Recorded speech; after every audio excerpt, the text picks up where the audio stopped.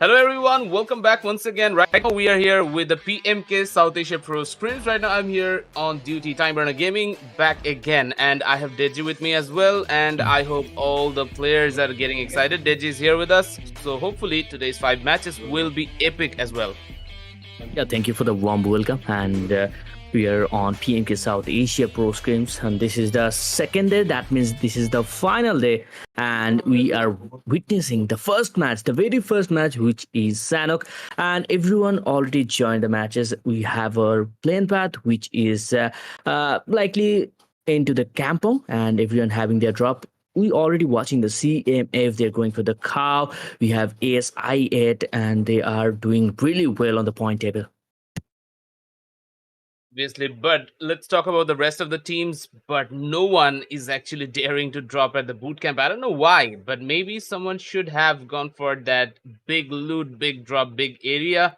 But somehow this drop was really missing out any of these players. Right now, 52 Esports, they're actually holding their Camp Alpha side. But on the other hand, we have two more teams who are actually going for the same island as well. TMT Esports and ASAGI8 are dropping at the same position. So there might be some sort of trouble, which will start in a little bit. On the other hand, let's talk about even TMT Esports. Right now, they have Sue starting on this match. And then we will talk about Rowdy, Sinister, and K9. All these players are getting excited for these matches. But let's see what is going on into the ruins section. We have PMK Murphy, who's actually getting ready for the fight, and that was a brutal start from his side. Leo Esports has been decimated from this match, and already Murphy and his teammates are doing amazing, but unfortunately they have 3 members. They have lost one in the process.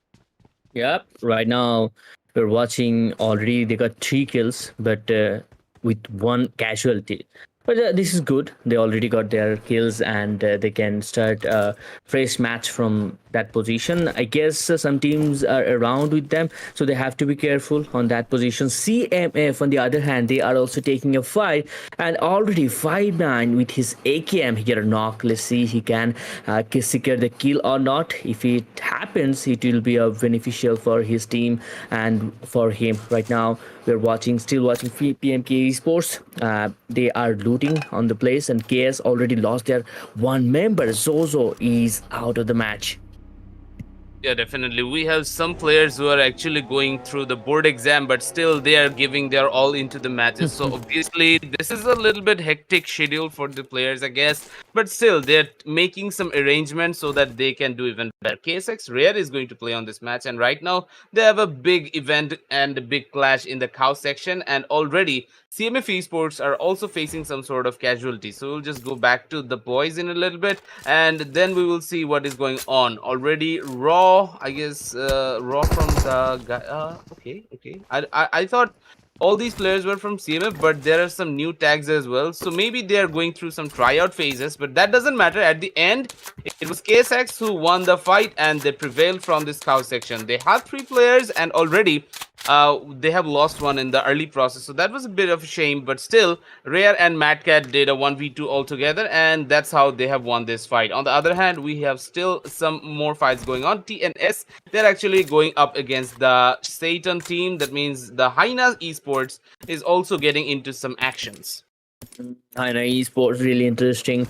Already can TNX exhibit, they're taking the kills, and Nightwing with a grenade. But this is a very tricky place where he is on the open ground, so he has to rely on his teammates. Already he is healing himself and trying to secure the kills, trying to secure those knocks, and he has to deal with that solo player. 1 versus 3 scenario. Nightwing putting up a molly, so that player cannot come from that position, and his teammate already going forward aggressively and secure that kill. So that was nice from Toby, and I guess it was a 1v3 from him, and Nightwing did the support. Already they secured 4 kills, and already another team eliminated. So we have 15 teams on us. Already we talked about PMK Esports. They had a team on their back, and already we saw their TNS is up against them. So there can be a possibility on a third party. Let's see PMK, what's their motive, what's the plan they are trying to do.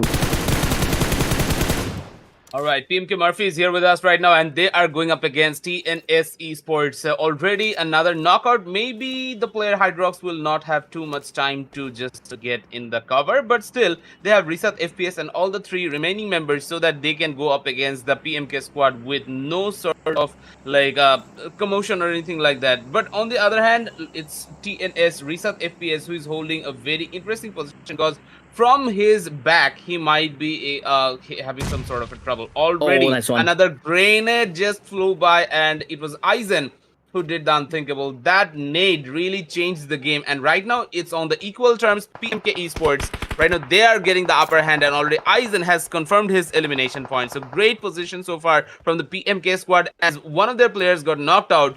Still, they need to be fast. They have to be quick. Otherwise, it will be a little bit too tricky for the players. So let's see.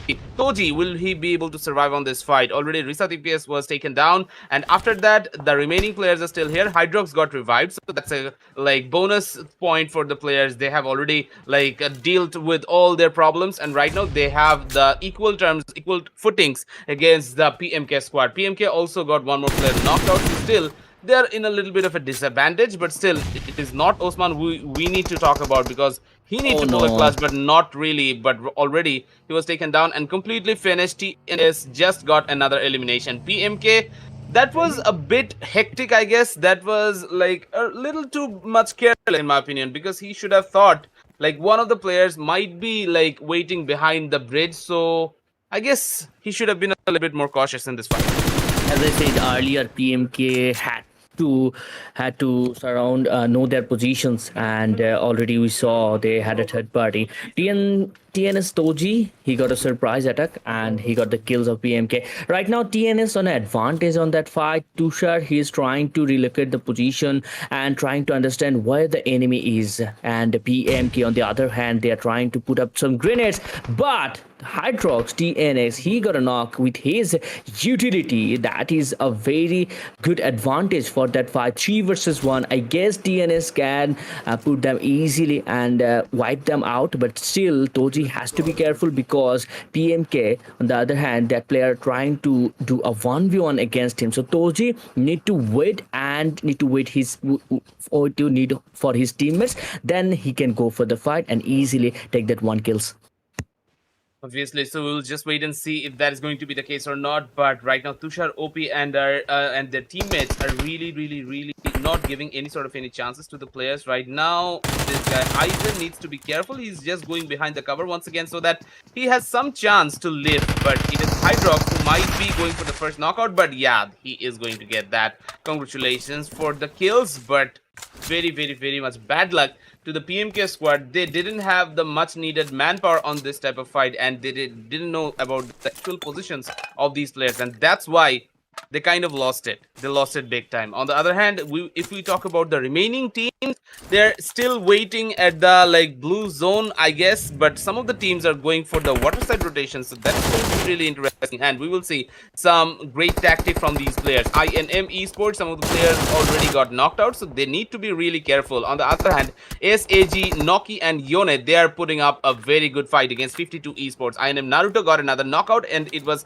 Titan who got taken down. Fry's Claw is also knockout, so I guess he will get some time and some support from his teammates. On the other hand, Dante and the remaining players from INM squad, they're actually trying to get inside the circle first. If they have the circle advantage, then I guess that will be really much easier for the players to just wait and get some good kills. Yeah, recently INM, they're doing really good.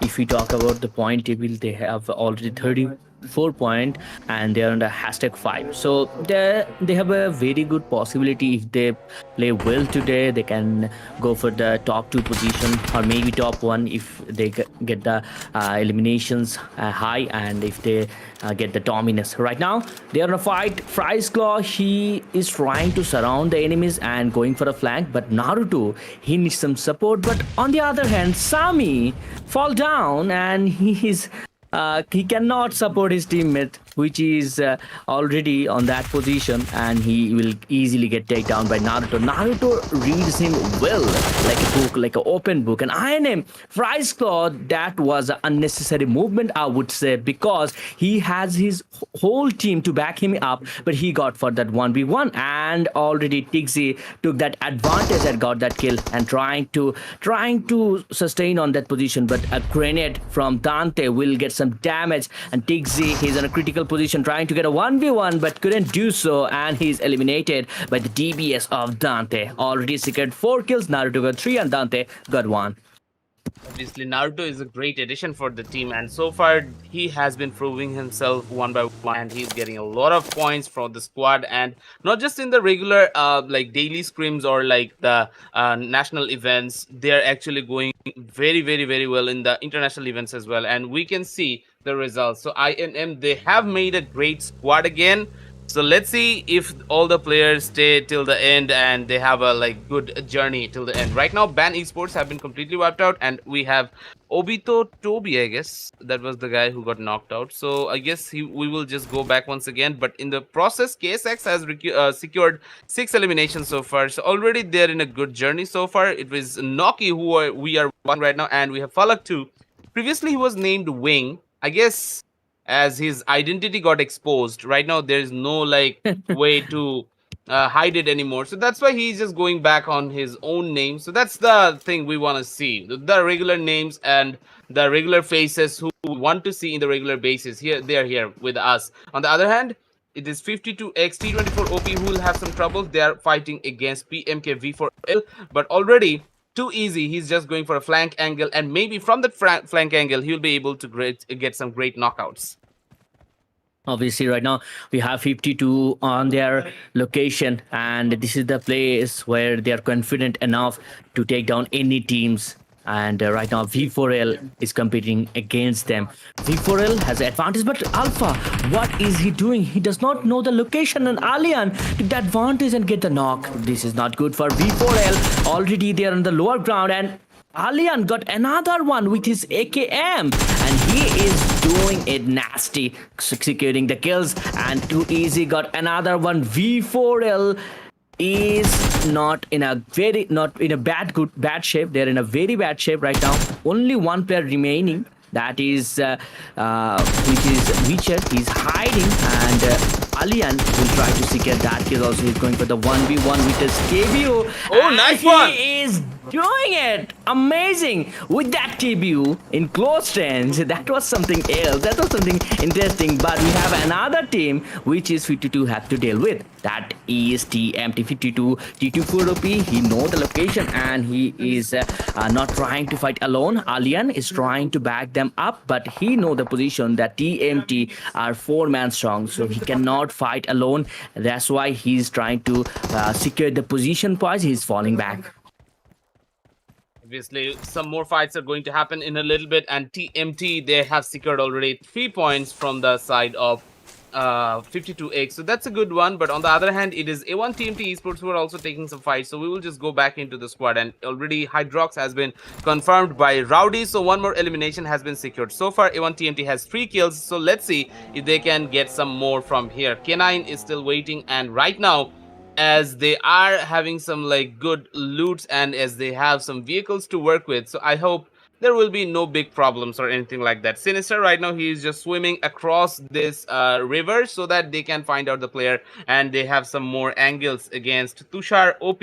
So maybe Tushar OP will be taken down, but not really. I guess that will be really tough call, but that was an interesting nade from the side of Rowdy. That was really like a good plan from Rowdy, but somehow that was not really executed. The timing was not perfect, but still, A1 TMT will not hesitate to get that elimination point. K9 is trying his level best so that they can go for the kill confirmation, but so far they haven't got the confirmation, so that's why they will just use those vehicles, and they might be getting inside the zone quickly because already the blue zone is doing a lot of damages to the players, so I guess they don't have too much time right now. Sinister, he will just climb onto that vehicle once again, but they should have had 3 spaces, 3 separate seats for the players, but right now it will be a little bit more challenging. But okay, that's a nice plan. They have 1 more vehicle which Sinister will be taking, and still right now they don't have any sort of any issues with the vehicles. They have plenty enough, and they will take Rowdy along the way, and then they will be able to get inside the circle. Yeah, that's the plan they made already. ASI8, and they already lost to their two players, and this is a very bad move from them. TMT from the back, they're trying to secure the kill. What a spray by Tryout from the long range. He got the knock, and TMT right now, this is the chance to engage because they got 3 knocks. And on the other hand, ASI, they're trying to divide their teammates. T2K out of nowhere, they are engaging the fight. This is the party where everyone is joining because we have a camp alpha zone. If you get the zone, if you get the compounds and also the kills, why not T2K? That's what they are trying to do, and right now they are trying to clean up the mountains where TMT already holding. I guess T2K does not have the proper information. If they have, they will try to hidden themselves, and TMT already they lost 1 player, but they are doing really well. On the other hand, on that hill, A1 TMT, they are also trying to climb up. So this is a very tricky place. If TMT goes well, their plan goes well, they can have very good kills.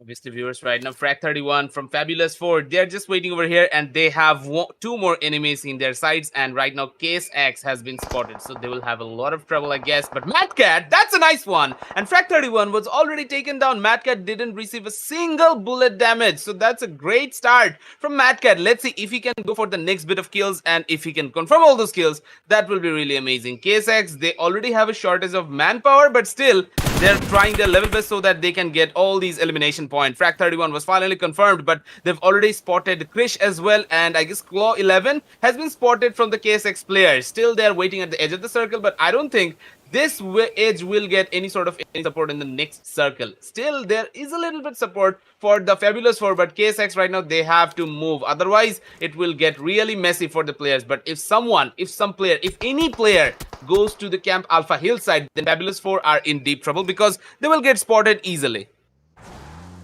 Fabulous 4, they are trying to engage with Case, and this is a very good situation. Madcat is out of the open. He does not have the cover from his teammate, and Rare, he cannot do anything right now. Already Claw got his kill, and Madcat is eliminated. So Fabulous 4 right now, they have the advantage, and they have the circle. They have the edge of the circle. So Rare cannot go from that side.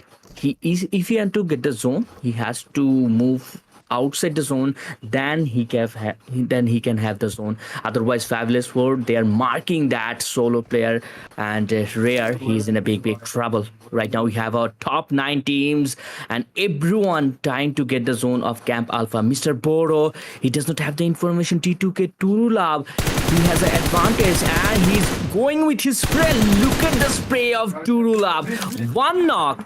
And other player, which is Mr. Boro, look at his HP, 10 HP. He cannot secure the kill, but that was an amazing spray done by T2K Turulav. Right now, they will go for the revive. No fear with the backline cover fire. He's trying his best to cover the team and not to engage on that position because, on the other hand, they have to get the zone. They are out of the zone. Obviously, right now, Sue is going for another one, and right now, they are going to fight against the INM squad, and already there has been a knockout, so let's see if the confirmation is going to come or not. Right now, on the other hand, Malik HORAA, he's just moving in, and they need some sort of support. Already all the players got revived, so they will not have too much issue for the revival process. But on the other hand, A1 TMT Sue, we are still waiting to see his performance on this specific location. Right now, Tushar OP will have some sort of trouble. Already he's going to face some sort of grenade or molotov attacks, but that molly from Sinister did nothing against Tushar OP. So if Tushar wants, he can just stay behind that rock, and that will be a suicidal move. But at the end, if you're not willing to give any point to your enemy players, so that is the way you should go in. Right now, TX Vikings, they're in front of us, and TX Vikings D9, he's using the buggy for the better movement, but still they are a little bit too far away from the circle, so they have to be really quick. Flash, on the other hand, has already made a quick movement, and that's why they are in the circle. So another knockout, and I guess that was the finish of TNS squad. So another elimination for this player.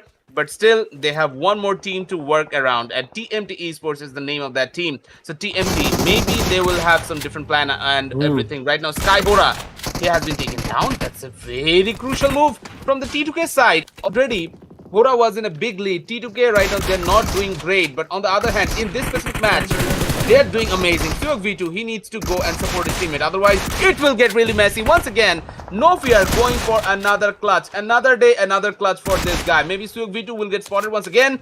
But right now, it's a 1v1, I suppose. Already, Suyok V2, he's still waiting. And I guess he should go for the revival of his teammate. But no, right now he's planning something else. No fear just went inside that building. And I guess Suyok already knows about that enemy's location. So let's see what will happen from this position. No Fear has the little bit advantage that Suyok doesn't have, but Suyok already knows about the enemy's location. So, who is really the DBS clutch master? And that is none other than Suyok V2 on this location. And HORAA Esports, they have been taken care of. They didn't have too much point to start with on this match, and already they have been eliminated on the hands of their country mates, and that is the T2K squad who got the elimination point. On the other hand, let's go back to TX Vikings. Right now, Flash is the only one who is surviving on this fight. Even though D9 got an elimination point, that will not do too much because already his remaining teammates has been taken care of. Fabulous Ford, they got some kills, and as earlier we saw the fight of T2K and HORAA, and Fabulous Ford was stealing the kills. But right now, we talk about the king of the hills, that is TMT Esports. A1 TMT trying to compete against Flash. He's eliminated. That means Vikings, they're out of the match. Su, he is trying to surround the vehicle and trying to locate the enemies. And they have the information, but this is not at all. A good spray from Rowdy got the advantage and got the entry of that fight. Let's see how they're trying to engage the fight. In Sinister, he's doing the same what Su does. Tryout, he cannot do that position. Tryout already traded, but Sinister did unnecessary movement. Already K9 take the advantage and got the elimination. 10 kills from A1 TMT, but Sinister could have been more careful of that fight so he can survive. But that was a very bad move. And right now A1 TMT, they have 3 remaining players, which they are on the top 3. And they are on a place they can take the chicken dinner because T2K has 2 players and Fabulous for 1. So on the manpower, they have the advantage. They can get the zone because they have those vehicles. So if there is no blunder, they can easily take the chicken dinner.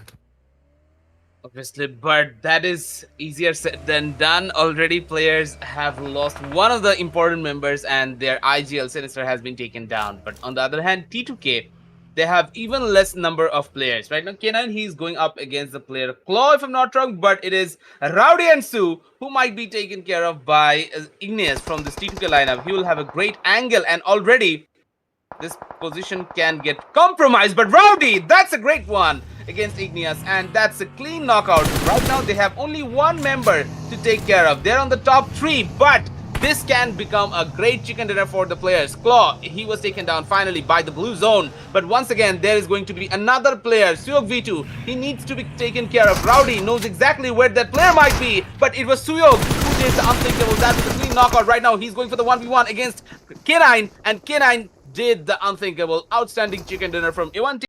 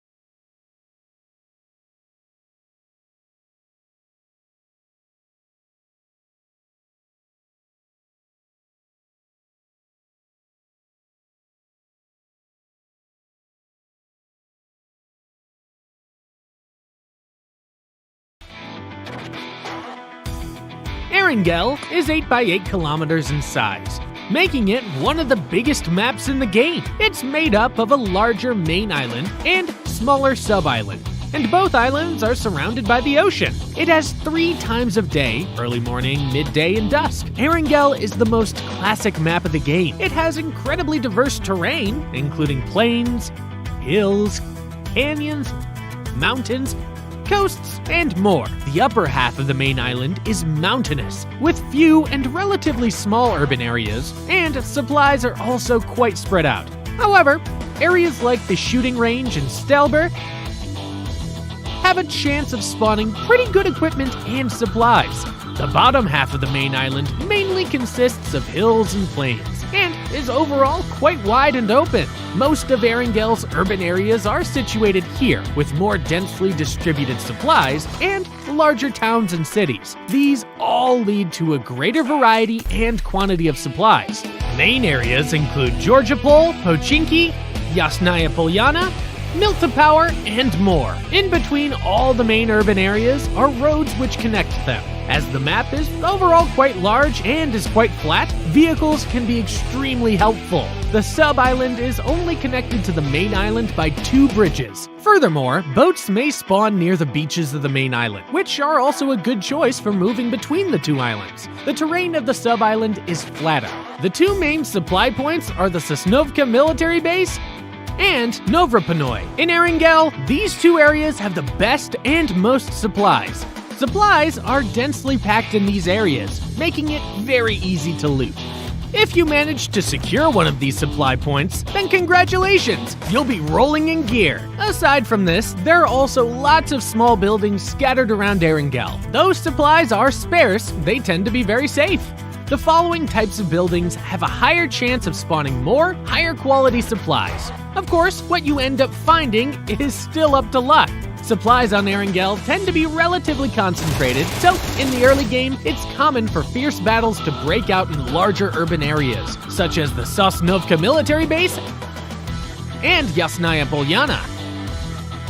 Also, since Erangel is quite flat, taking a higher position like on a roof can give you a great advantage in battle. So, in the mid to late game, many players will try to contest an advantageous position. Additionally, each time the location of the next play zone is revealed, a random airdrop crate will spawn. These contain extremely powerful weapons and armor, so lots of players often fight over it. Hiding near an airdrop can be a really effective strategy. That's all for this Erangel introduction. See you next time.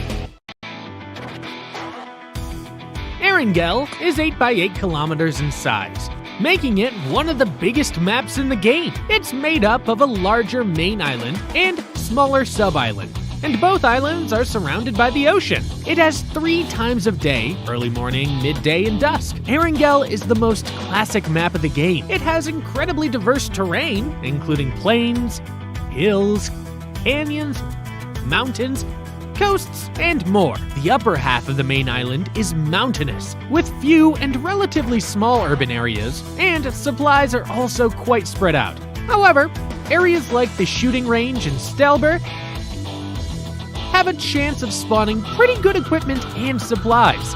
The bottom half of the main island mainly consists of hills and plains, and is overall quite wide and open. Most of Erangel's urban areas are situated here, with more densely distributed supplies and larger towns and cities. These all lead to a greater variety and quantity of supplies. Main areas include Georgiapol, Pochinki, Yasnaya Polyana, Milta Power, and more. In between all the main urban areas are roads which connect them. As the map is overall quite large and is quite flat, vehicles can be extremely helpful. The sub-island is only connected to the main island by 2 bridges. Furthermore, boats may spawn near the beaches of the main island, which are also a good choice for moving between the 2 islands. The terrain of the sub-island is flatter.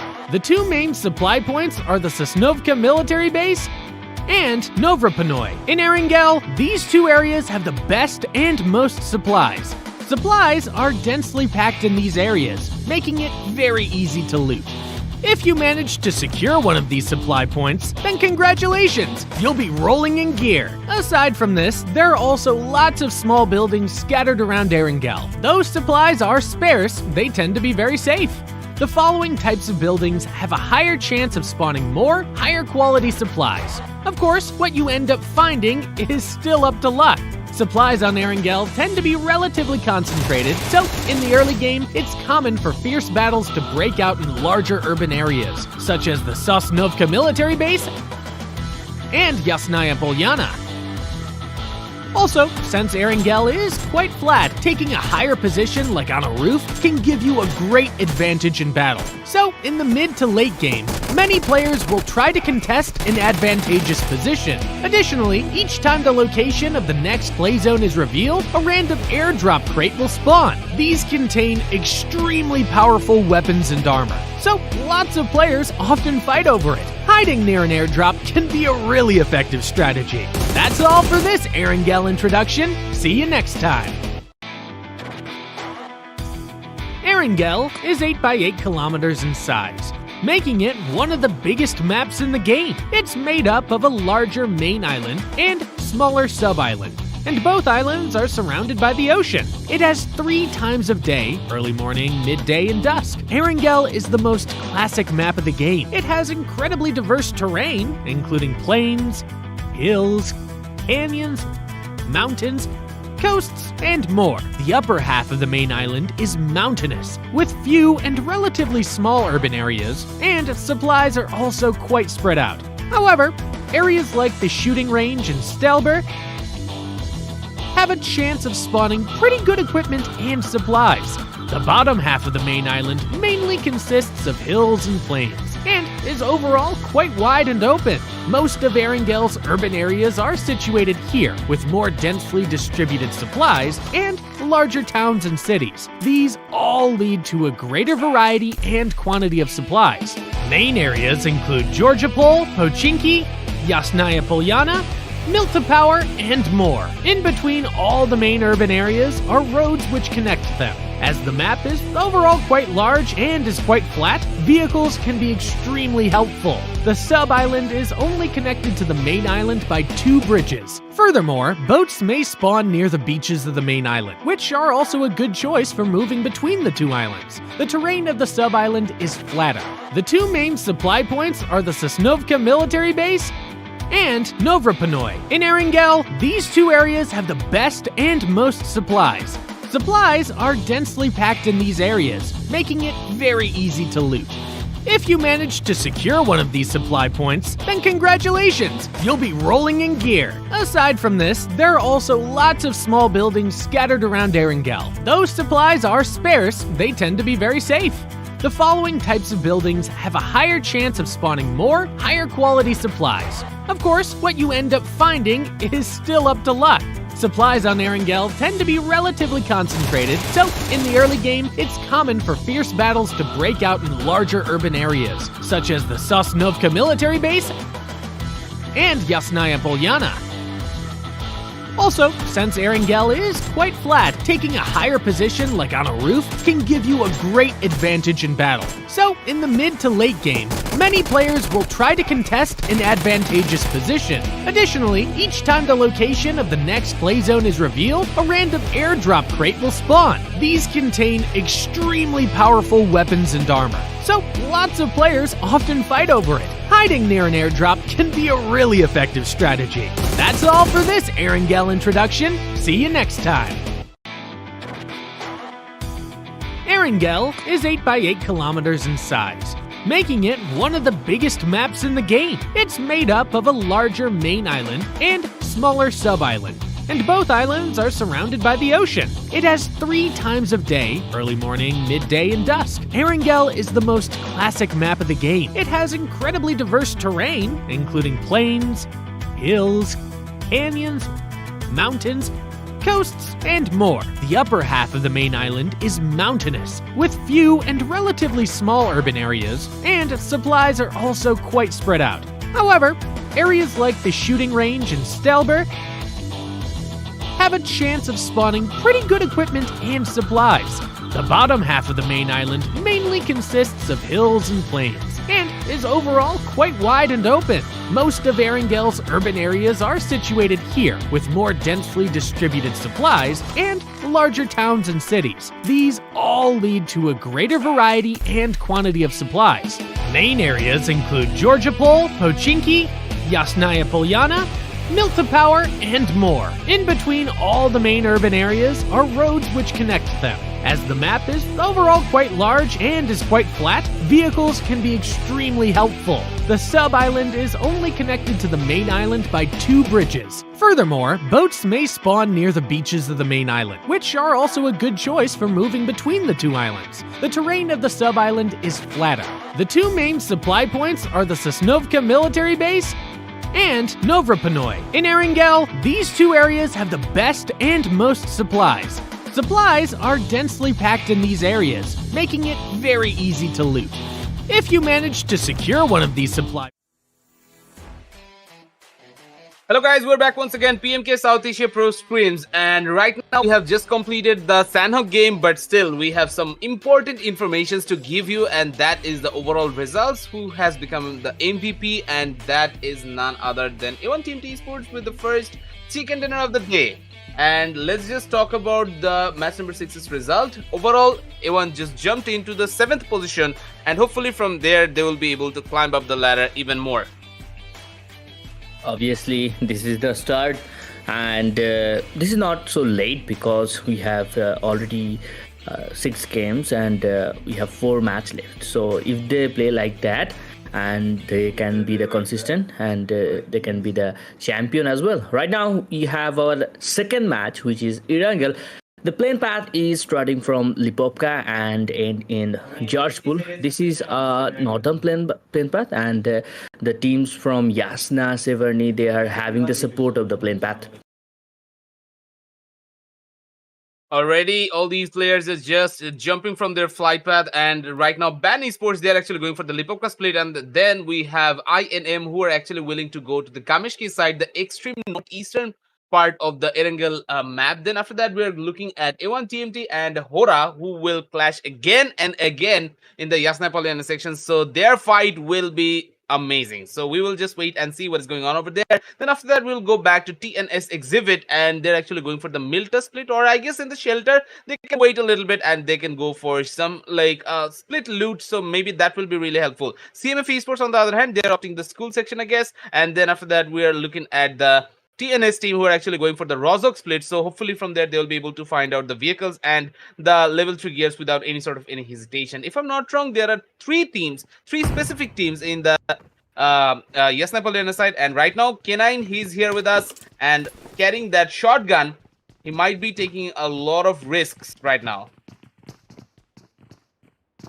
Right now K9 is holding that place with his shotgun double barrel, and the fight from Mafia Ninja Malik, mistake from me, and that was a very good grenade. See, trying to retaliate the position, but he is not in a very good shape, and 3 players from A1 TMT, they are already down. So the fight is with K9, and wow, what was that from Mafia Ninja? A slight peek.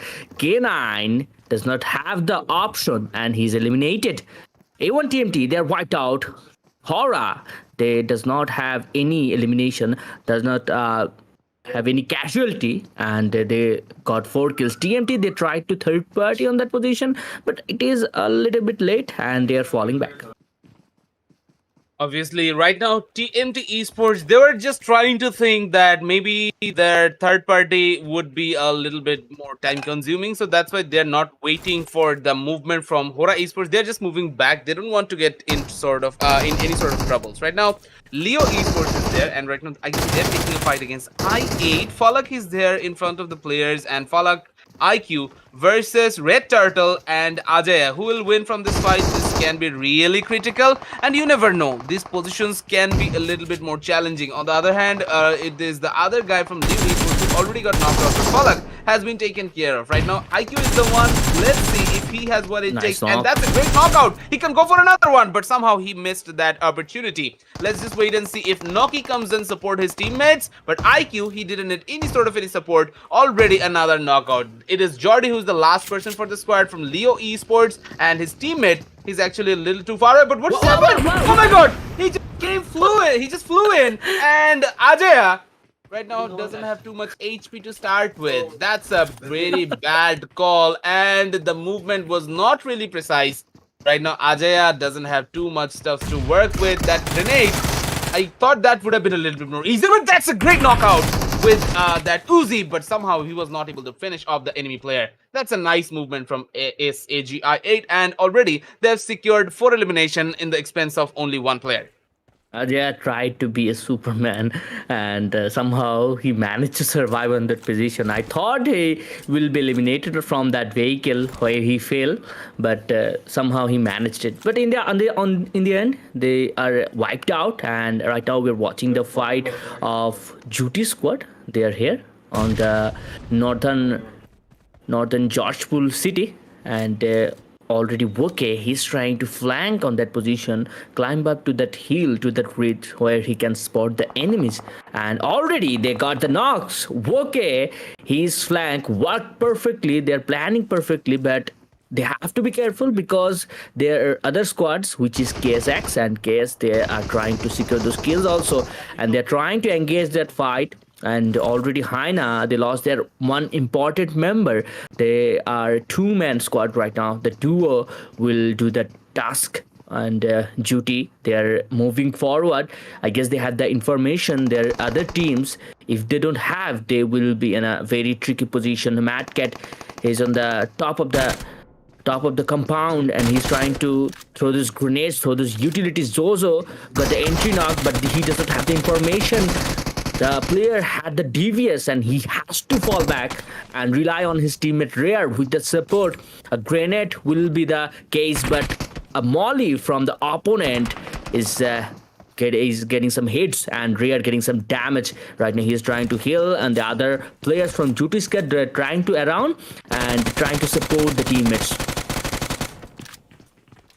Obviously, Zed Rocks is here from the Jutti SQUAD, and this position can become a little bit more challenging as Mad Cat was able to spot the player. Already, this guy had a lot of damage to work with, but Mad Cat is getting ready with another grenade, but somehow that nade didn't do anything. That player from Jutti SQUAD just changed his position, and from there, he'll be able to get some more damages, I guess. Right now, Jojo had the better position to work with, and already TMT versus HORAA Esports, that fight is also starting right now. I guess they'll be able to get the elimination points in no problem. And Xerox is here right now. That's a great knockout from Jojo, and he will just go for the confirmation without any sort of any hesitation. So first of all, Jojo is doing wonderful on this specific map, and right now they have all the 4 members remaining. So obviously that's a big blessing for these players. Jade is back, I guess, from the TMT Esports. He's getting the knockouts against the players of HORAA, and already Mr. Boro, Sky. A lot of players are having a lot of trouble. Woke Jutti, he was just waiting behind the building, and from the windows, I guess he has already spotted the fires from the only J player from KSX. Right now, KS trying to hold the position because the enemies, their opponents are scattered, and they're trying to locate the position. On the other hand, TMT, they wiped out Sky HORAA, and Sky, they're in a very difficult position. I saw that on the kill feed. TMT got 3 knocks, so I guess they are able to secure those kills also. So TMT on the upper hand, and on the other hand, Zozo is eliminated. TMT Esports, they got already 2 kills, and HORAA, they're up against them. Malik with a counter attack. Let's see he can secure the kills or not. Yes, he can. Malik already right now. We are watching TMT. They are out of the zone, but that's not the case. That's not matter at all because they have plenty of time where they can have the zone.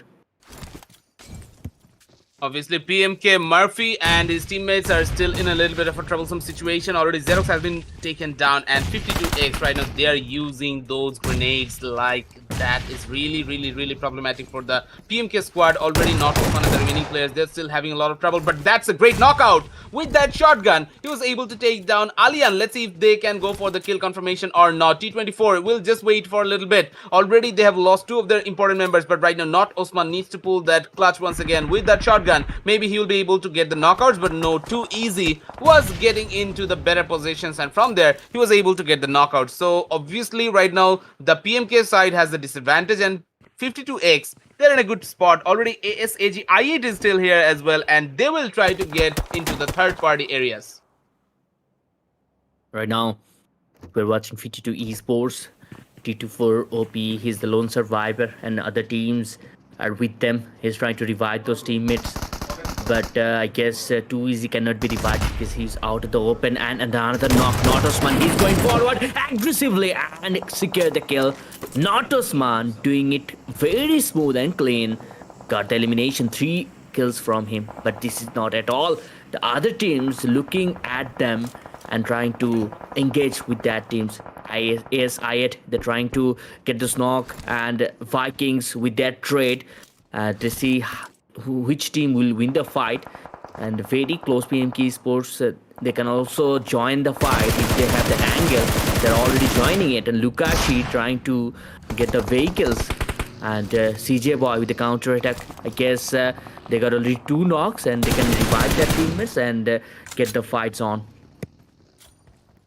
Obviously, CJ Boy right now, he needs to put his A game so that they can win from the ASAG I lineup, and that's a great movement. Lukashi had a very little HP to begin with, but from there, he was able to deal the knockouts and finishes. So great performance from the players of ASAG I8, but not like good enough against the TX. The previous day was going so much better than this day, but once again, TX Vikings are doing what they have done in the previous tournaments yet again, and already CJ Boy and his teammates are getting ready to fight against the PMK squad. PMK, they've already completed the wipeout against 52, and TX Vikings right now, they may be the next victim against this PMK squad. PMK will go away, I guess, but maybe if they wanted, they could have gone for the next bit of movement, and maybe they could have gone for the next bit of eliminations as well.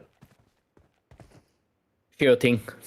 PMK, we watched, they did really well. Right now we have V4L, and already they lost 2 members against Fabulous 4. As earlier we saw that. Right now they're trying to hold that position, but Fabulous 4 want to take that fight. And Rafraz, he's all alone. Where is his teammates? I guess somehow he needs the support of that teammates. Rafraz is going for those grenades, as well as Frag31. He's also going for his grenades. Let's see who is securing the kills, who is getting the knocks and getting the advantage of that fight. Frag31, he's with his pump shotgun. Rafraz, he's falling back. He don't want to take that fight with that position. I guess V4L can surround that player, because we are watching on the mini map. They have one other player who is on the back, so they can fight on the both of the sides. And I don't know what is Fabulous for Frag he's planning to do. And Rafraz, he's a very pretty angle, but what is he doing?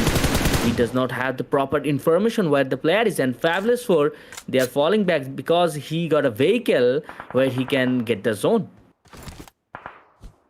Obviously, right now, Rafraz needs to get back into the safer side once again, but it is KSX who are getting some more knockouts, and Haina Esports, they're also getting into some troubles against INMTX Vikings. D9 was taken down by Not Osman from PMK. Back-to-back, multiple fights are happening at the same time, so we'll just wait and see what is going to happen over here. Tasin Sar was already having a lot of troubles beforehand, but still he's trying his level best so that he can survive on this fight. And once again, Tasin will just go for another one. Heads up, he's here as well. Dante, he's here. Tigzinu was already taken down. Fricelaw is here, but that's a great movement from the side of INM. Without losing a single player, they have already confirmed 4 eliminations. So great start from their side. They have secured 4 kills, but they haven't lost any. So obviously, the rest of the match will be very much inspirational for this lineup.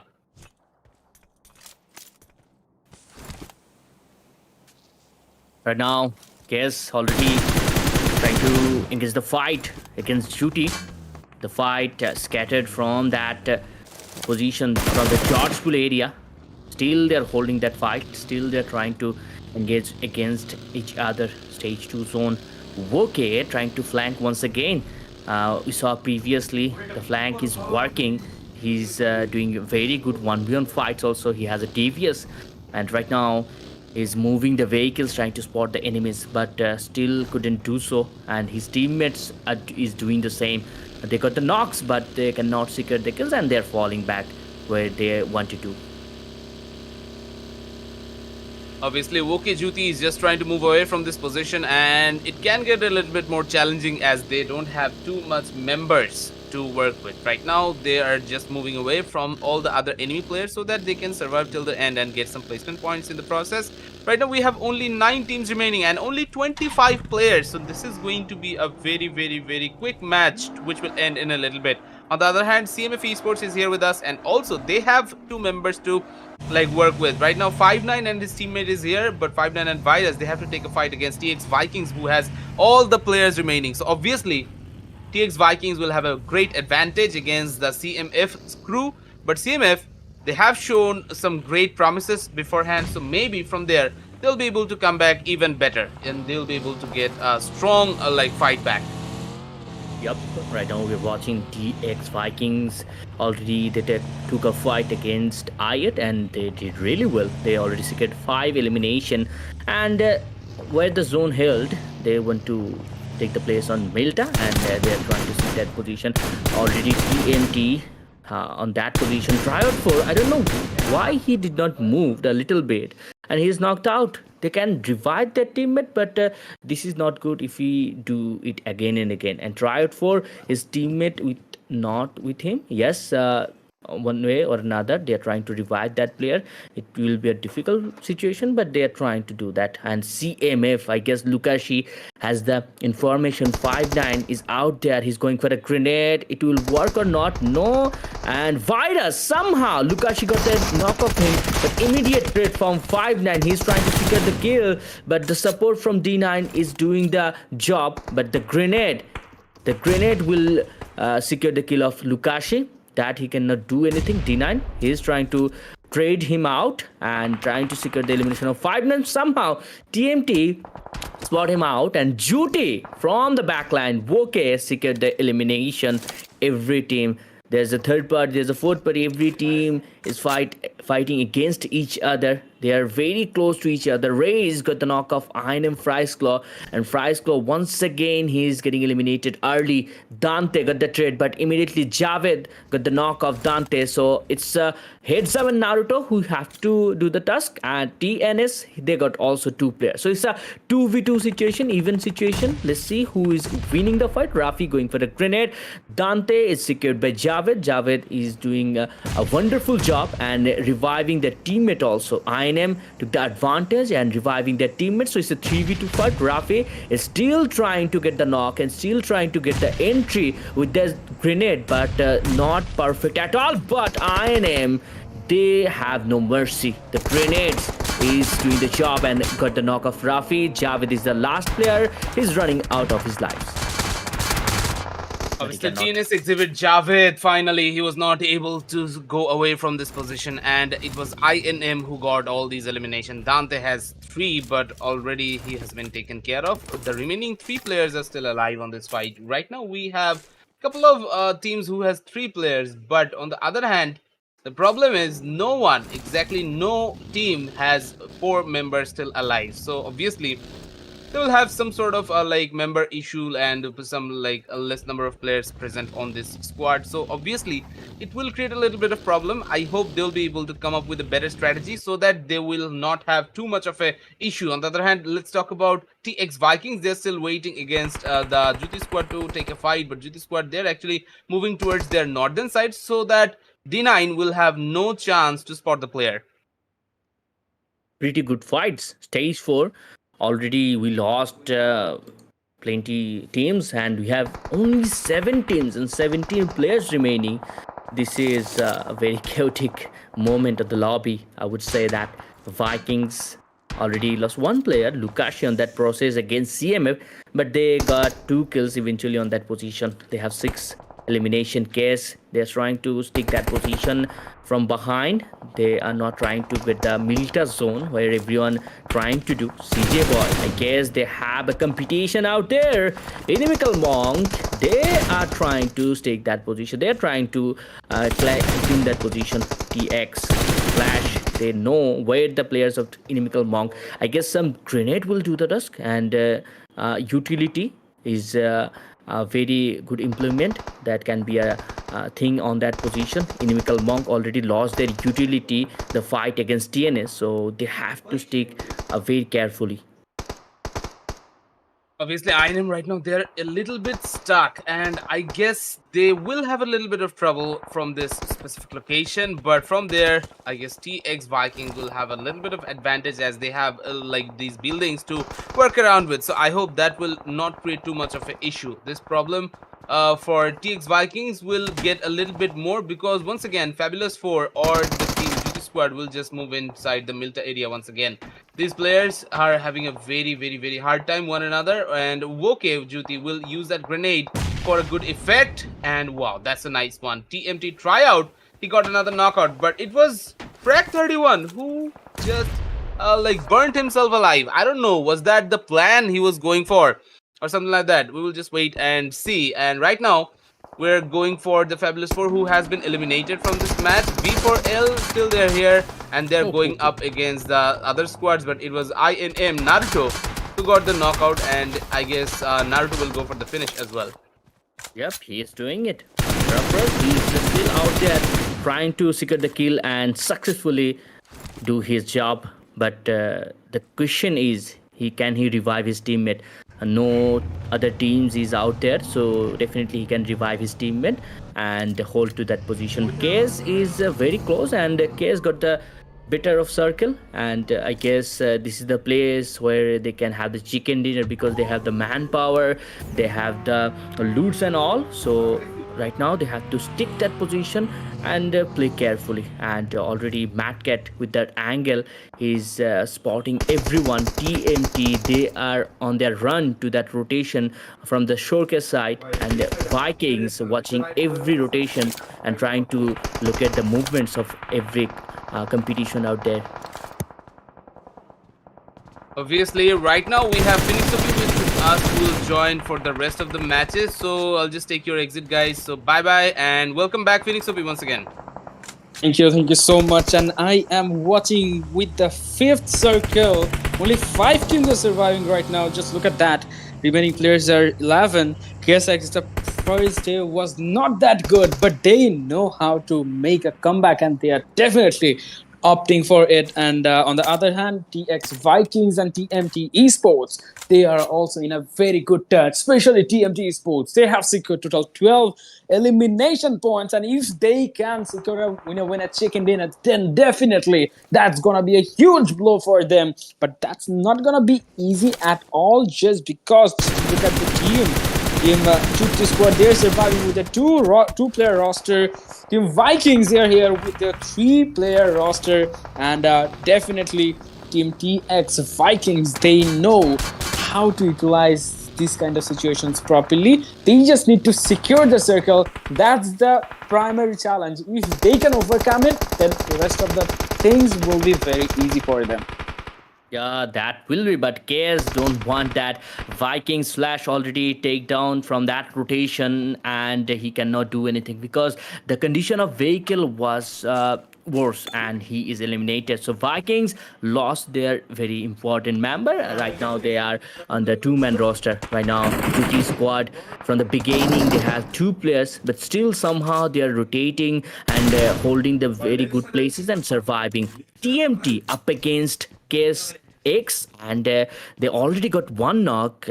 They will go for the push or not. Now they're still holding that ground and hoping that the zone will come to them. Jet is black, got the knock of CJ Boy, and his teammates not around with him. D9 on a very far from him, so he cannot be revived. And Jet, one way or another, he is getting the kill off him. And on the other hand, they are also trying to root that position. And CJ Boy, the kill has been stolen. KS got the kill. Exactly, KSX, they got the kill. and they are here with the 9 elimination threshold. Definitely, they will try to make it a double digit. Mad Cat, he was almost knocked out. That was a good try. Mad Cat didn't find a kill. Definitely, he will be greedy, just like his teammates. He will be wanting to get some more points, elimination points as well. Jade is black. He has secured total 3 elimination points. And TMT Sports, yesterday they showed their potential, but today they are performing. They are proving themselves once again. But the circle, that will be the ultimate deal breaker. If the circle is supporting in the upcoming stage KSX, then definitely they're gonna take up whatever chicken dinner. But if the circle is coming towards the shoreside area, then definitely TMT Esports, they will try their best to bash all the teams out there. TMT is really playing well. They wiped HORAA Esports, they wiped T2K, and they're wiping everyone on their side. Already they have 12 kills. They lost 2 players, but still, Tired 4 and Jed, they are alive. V4L, last player Alpha, is trying to get the zone, but the grenade will do the job. Nah, no damage at all. Alpha with his shotgun, can he do a clutch against TMT? Trying his best, but the jump from Jade was amazing and get the elimination of V4L, and they are wiped out. We have our top 4 teams. Guess they are in a very good shape. They can have the chicken dinner. Dina, and he's all alone with that kind of HP. He cannot survive, and Case only J, he got the elimination of him. Case Rare, on the other hand, he's getting the elimination, and Jutti SQUAD single-handedly Rare took that elimination. 6 kills from him. Oh my god, he is doing wonders. 3 versus 2 situation, and KS somehow they got the zone. They have the advantage. They have the solid cover. I guess this is a very easy chicken where KS can get, and TMT somehow they're popping the smokes and trying to get the zone as soon as possible. If you get a lemon, just make it a lemonade. And definitely KSX, they are trying to make it a winner chicken dinner. They just got the zone support immediately. Only J went towards the southern portion of the map, and after that, they confirmed the whole zone control. TMT Sports, there's a very little chance of them to get a winner chicken dinner, but anything can be happened. This is PUBG Mobile, guys, and a lot of unconventional stuffs can be happened right here. And KSX only J, definitely they will try their best to not to miss this winner chicken dinner. Only J, he is trying to get closer towards TMT Sports. That's very unconventional. This can be a break it or make it situation. Just look at that. If only J is taken down, then it will be a 2 versus 2 fight. But if only J can get an opening, then it will be a 3 versus 1. Then KSX, they will opting for the winner chicken dinner. TMT, definitely they don't have the map control over KSX. Going for the grenade. Only J, can he survive? Can he survive? Total Grenade. 5 grenades have been deployed, but only J, he is not spotted yet. Only J got the knock, got the finishing, opting for the second one, and only J confirmed the winner chicken dinner of KSX.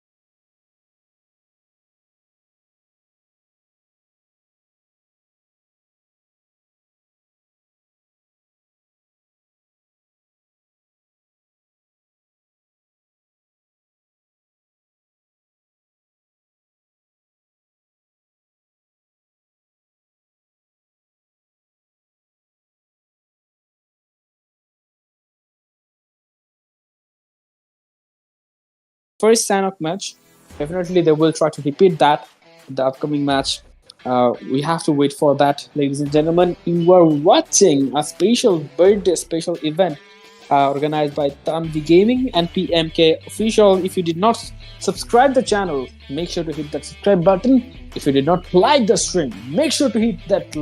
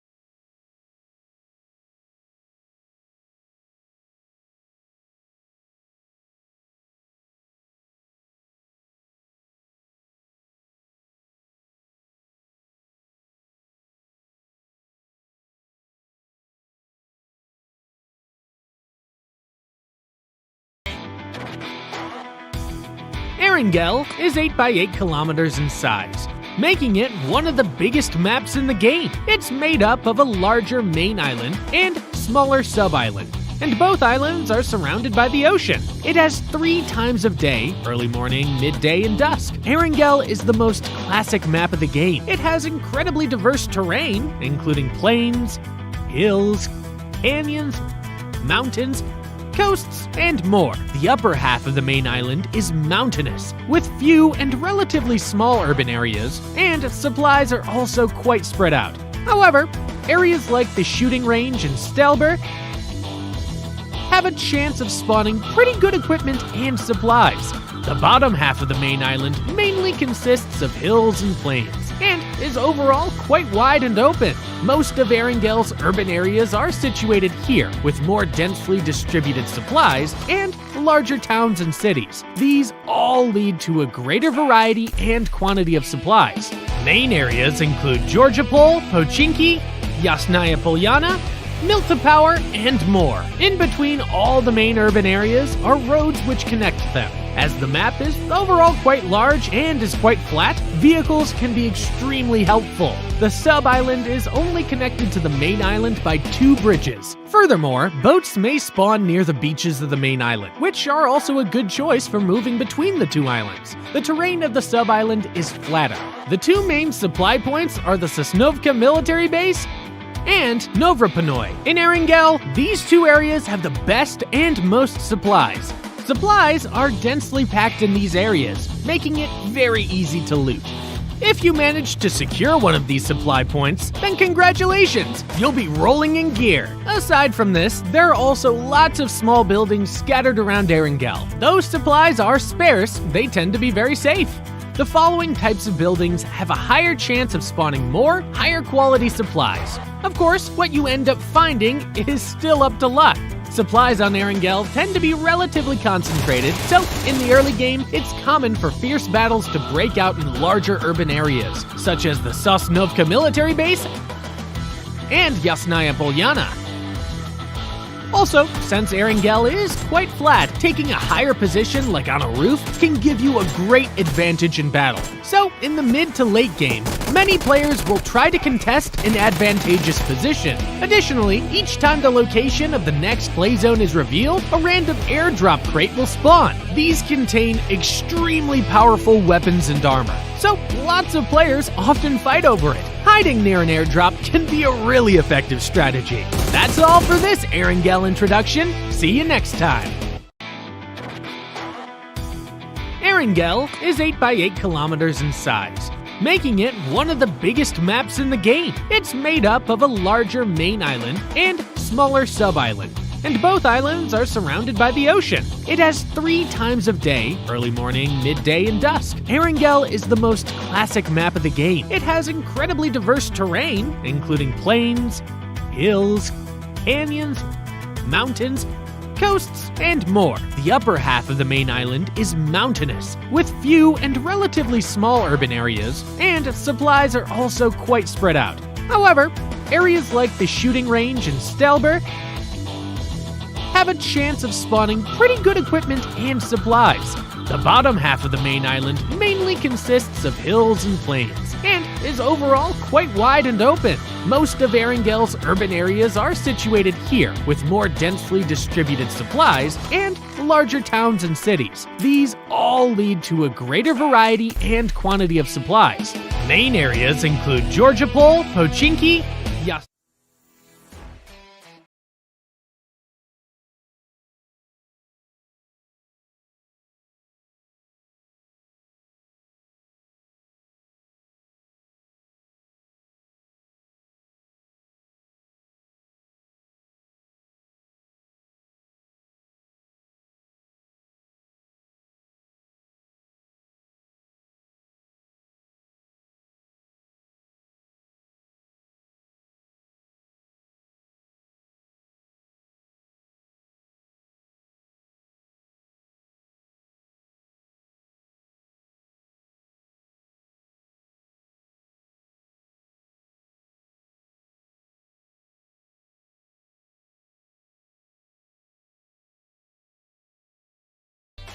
Okay, I guess he is not here with us. He will be coming back within a few moments. But, ladies and gentlemen, buckle up.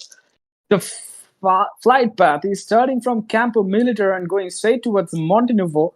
And we can see a lot of teams are getting ready to take fight against each other in the other part of the game.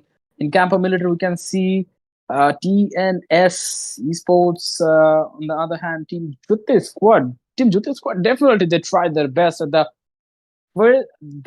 previous game with the 2-player alive. They tried their best to survive, and that was a great try from their side. Definitely they will try their best to make it in the next game. Ban Esports, we can see them at HORAA Patron, Viper Full Legends. They're dropping just beside them. HORAA Esports, they're getting a lot of area to loot from.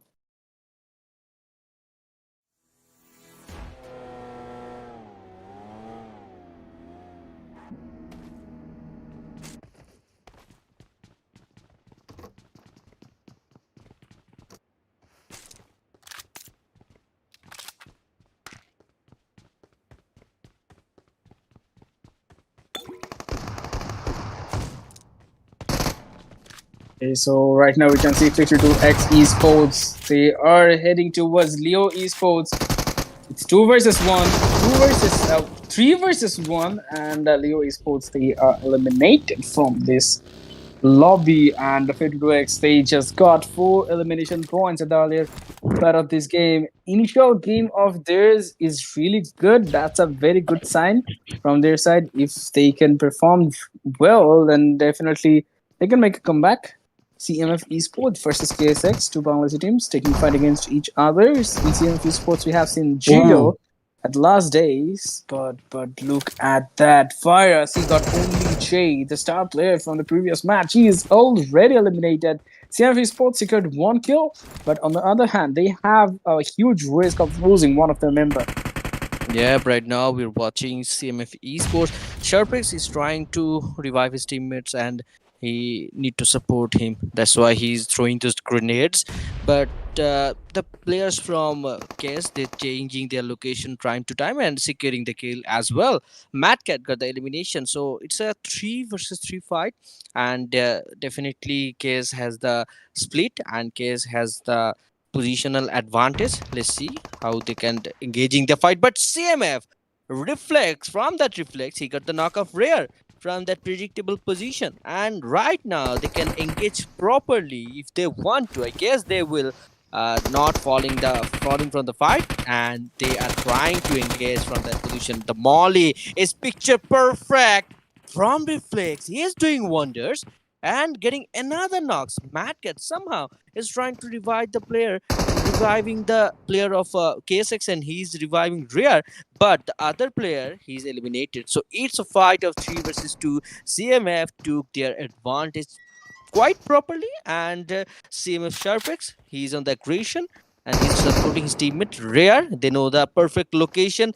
Virus already climbed back to that position, and on the other hand, Reflex still on that ground.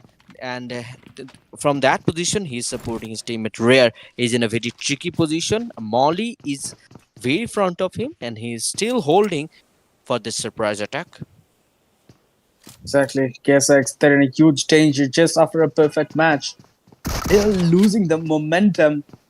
You need a good kind of consistency if you want to do better in this kind of competition where every team's a proof and where every team's a good. You need that consistency. But KSX, they are definitely failed to deliver it. Zozo, he distracted the players, and Rare, he got that opportunity. Definitely, they can try. Now it looks like KSX, they are coming in front of the game. In CMF Esports, just look at that. Immediate support is not there, so KSX, they need to hurry up so that they can pick that solo player immediately. And Rare, he is trying to guess how many players are there just behind that wall. Rare, he will be taking the supporting role of Zozox, but Zozox, he is not entering right now. Definitely, they are aware of the previous action. The recent meta, every player will be trying to get the knock, trying to clutch with that shotgun meta, and that's why with every tilties they are trying to bait that. They have used their smoke as the sound cue. That's very nice. But on the other hand, Reflex, he will be taken down as well, and KSX. It was looking like everything is falling apart. But Rare and Zozo, they proved that coming back is possible. T2K Sports, just look at that. The situation is very tense.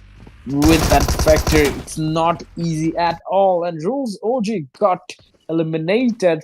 Viper Full Legends, PMK Viper Full Legends, they will try their best to the third party, but timing will not support them. It's already late. I think they should be very cautious about the surroundings. Yep, T2K has nothing to do because the solo player cannot do against the team, and he has a Vector only, so he is eliminated. But V4L, another isolated player, another solo surviving member from Viper Full Legends, and Ban Esports wants that kill, and they are trying to send the location, but couldn't spot him. Right now they're in the location, and Shizan out of the open still managed to get one knock. but that would not enough because Tixi got the immediate trade and securing that elimination. 5 elimination from Band Esports, and they're doing really well. And right now they're looting the place and they're reviving their teammates.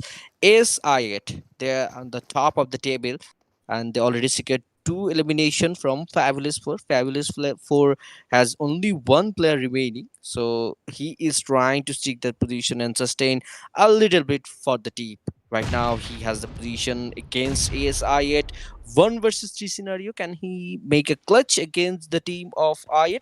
Let's see what is he planning to do. On the other hand, IQ is moving forward a little bit, but he does not have any healings on him, so he has to wait a little bit, and he has to share from the teams. And I guess none of them have any healings on them. That's why IQ is supporting from the back. Falak is front of them, and he's putting up a grenade. Already Claw, he spotted the enemy and trying to pre-fire on him, but couldn't connect any of them. But the problematic thing is Claw does not have the proper weapon. He has a shotgun and has a mini 14. Both of them cannot do in the long range, and I guess that the shotgun can be a thing he can rely on. Falak is going up, jumping around to connect that shot that S12 did, but failing himself up, but he cannot do thunder. Both of the sides and Brawl in a very difficult spot. He cannot do anything. He is surrounded from the 3 sides of ASI8, and definitely ASI8 securing those kills with no casualty. They got 4 elimination. Exactly, they got 4 elimination points. ASAGI 8. Good start. Not a very bad start. Lost one of their important member. Definitely that's gonna make them very uncomfortable at the last fights. But if they can perform well, then definitely it's possible to get the winner chicken dinner. Previously, they got a winner chicken dinner in mirror match, so they're very good in this kind of scene. The outside portion of the circle, 2 teams are fighting against each other. Grenade was very amazing from Woken. Nightwing, he got knocked out. His teammate from TNS Esports trying to provide the support. Raze and Rafi. Let's see. The grenade projectile is not accurate. And from the side of Ban Esports, the third party is also possible. So the team Jutti SQUAD and TNS both have to be very cautious about the third party scene. It's 2 versus 1. Good knock coming up from Raze. Confirmation is coming immediately. And just look at that. Ban Esports, they're trying to do the third party. Yep, they are on the party, and Ban Esports with this grenade, they can do a massive damage. But what was that from Raze? Look at the HP. He can get knocked. He has to heal, but he's not doing it, and he's knocked out. So his teammate has to do the job, but somehow I guess a gas can explode, and Raze is knocked out. So it is a 3v1 situation. Van Sami, he has to wait a little bit because a teammate is knocked out, a member is knocked out, so they have to revive him, and then they can go for the push. DVS, Sami has a DBS, and he's waiting, searching the opponents. Earlier they got the knock, trying to connect the DBS, already got this elimination easily. And Tasin sir, although he got knocked out, but definitely it is not the matter. They are trying to 7 kills from Danny Sports. They are fighting against each other, and every team on their path. They are out of the zone, and they have to go for a long rotation because they are out of 1932 meters. So they have to move a little bit fast. Guess once again they are in a fight, but this time they are getting hit by 52. Vortex got a knock, and Rare is trying to do it once again. And earlier he got a clutch, and Rare with that TBS, he got Voltrax. Immediate trade from that position, but on the other hand, 52, they traded him out and wiped out KSX. Exactly. And right now we can see not a lot of teams are surviving. 11 teams are surviving, and the circle, this is just stage 2. Every teams are trying to take the early fights. They are trying to fix their 4 versus 4 mistakes. The more fights you take, the more mistakes you can identify, and the more mistakes you can solve. And that's the thing they are trying to do here. And in the match three, after this match, only 2 matches will be there. So teams are trying their best. Jadis Black is knocked out. The performance of Jadis Black was really great at the previous match. In this match, he didn't perform really well. TMT Sport, the rest of the players definitely try to overcome that situation. This is a team game. If one is failing, the other player will try their best to give the backup. And that's the team game. A1 Team Sports lost their ideal, but the rest of the players, Rowdy, Chinese players, and K9, they are still here. Deathstrom and K9, they are still here. The Chinese team is Deathstrom, right? Yeah, that is their strong. Rowdy has a big opportunity to get that knock, but he somehow missed it. But they still try their best to give more uh, things in this match, because on the first match we saw chicken dinner from A1 Team T. On the second match they did not perform well. This is the third match where they can come back, and we if we have to talk about the consistency is also lacking on that. Right now we're watching the fight Vikings against Nickel Monk. Already get the knock of Fry's Claw, and heads up he's also down with that grenade. The utility users Vikings, they are doing pretty well, and Naruto cannot do anything because he is surrounded by the opponents, and he was confused a little bit where he can fight. And the other hand, they got the elimination. For elimination, they did not lose any players, and 4 player intact. So that is the positive sign about Vikings. They take fights very wisely and try to stick that position and stick that 4 players, and not losing any of them. Already we have to watch HORAA Esports. Previously they were in a drop fight, but right now once again they are up against A1 TMT Esports. Got the initial knock of Rowdy, and they have a pretty good advantage of this fight because A1 TMT has only 2 members from the flank angle. Definitely, Destrom has a chance to get a 1 knock, but somehow he missed again, and this is where HORAA Esports can push him because Destrom is isolated from K9, and Destrom is running out of his lives, but he cannot do anything. And 4 players from HORAA took up against 1 player, got the knock of Destrom. K9 also wiped out. So easy peasy lemon squeezy wiped out from HORAA Esports. Got Chi elimination and getting the loots of A1 Team T. TMT Sports, they're eliminated. The starting of day 2 was really good, but the second match was not that good. And the third match, they didn't secure the top 3 position. But let's see how they're gonna end this tournament. Right now we can see TN Esports, they're trying to get into the circle. The circle is not will not be that difficult to secure because not a lot of teams are there inside the circle. So the rotation side should be clear, should be empty. HORAA Esports, they're surviving with the 3 players, and with the process, the Haina Esports got total 3 elimination points. Let's see. With 1 player losing, how they're gonna perform. It's 50% water side, not 50%, more than 50% water side, and less than 50% land side. So I think it's fair enough. Not a lot of teams are surviving, so it's fair enough to play inside this small area.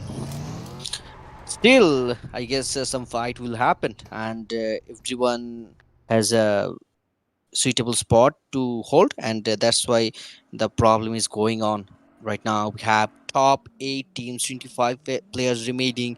Everyone has their player advantage. Only Jutti SQUAD has only 1 player which is surviving.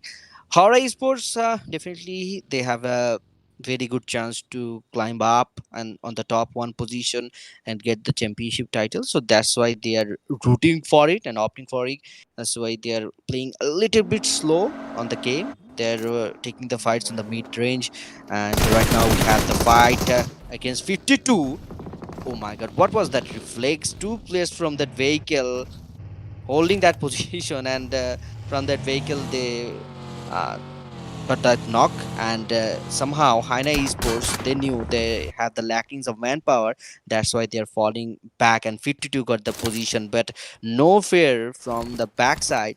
From very far away, they got the knock of 52 too easy. So 52 right now they have to back up their player and they have to revive that player. Ban Esports on the other hand, they want to third party on that position. They're trying to do that. Ban esports with their surroundings a lot. They're trying to get into the circle. If they can backstab them properly, just look at that. Almost got that enemy. He missed that, but Tasin, he was there with the support and secured that elimination with the great support. Total 7 elimination is there in their hands. Jutti SQUAD with 3 elimination points. They are eliminating the hashtag 8. 17 are still surviving. HORAA Esports from that long distance. They're trying to get a knock. They're trying to secure a knock. 52X Esports. Definitely, they have to be very, very cautious about the surroundings. The situation is not looking really great.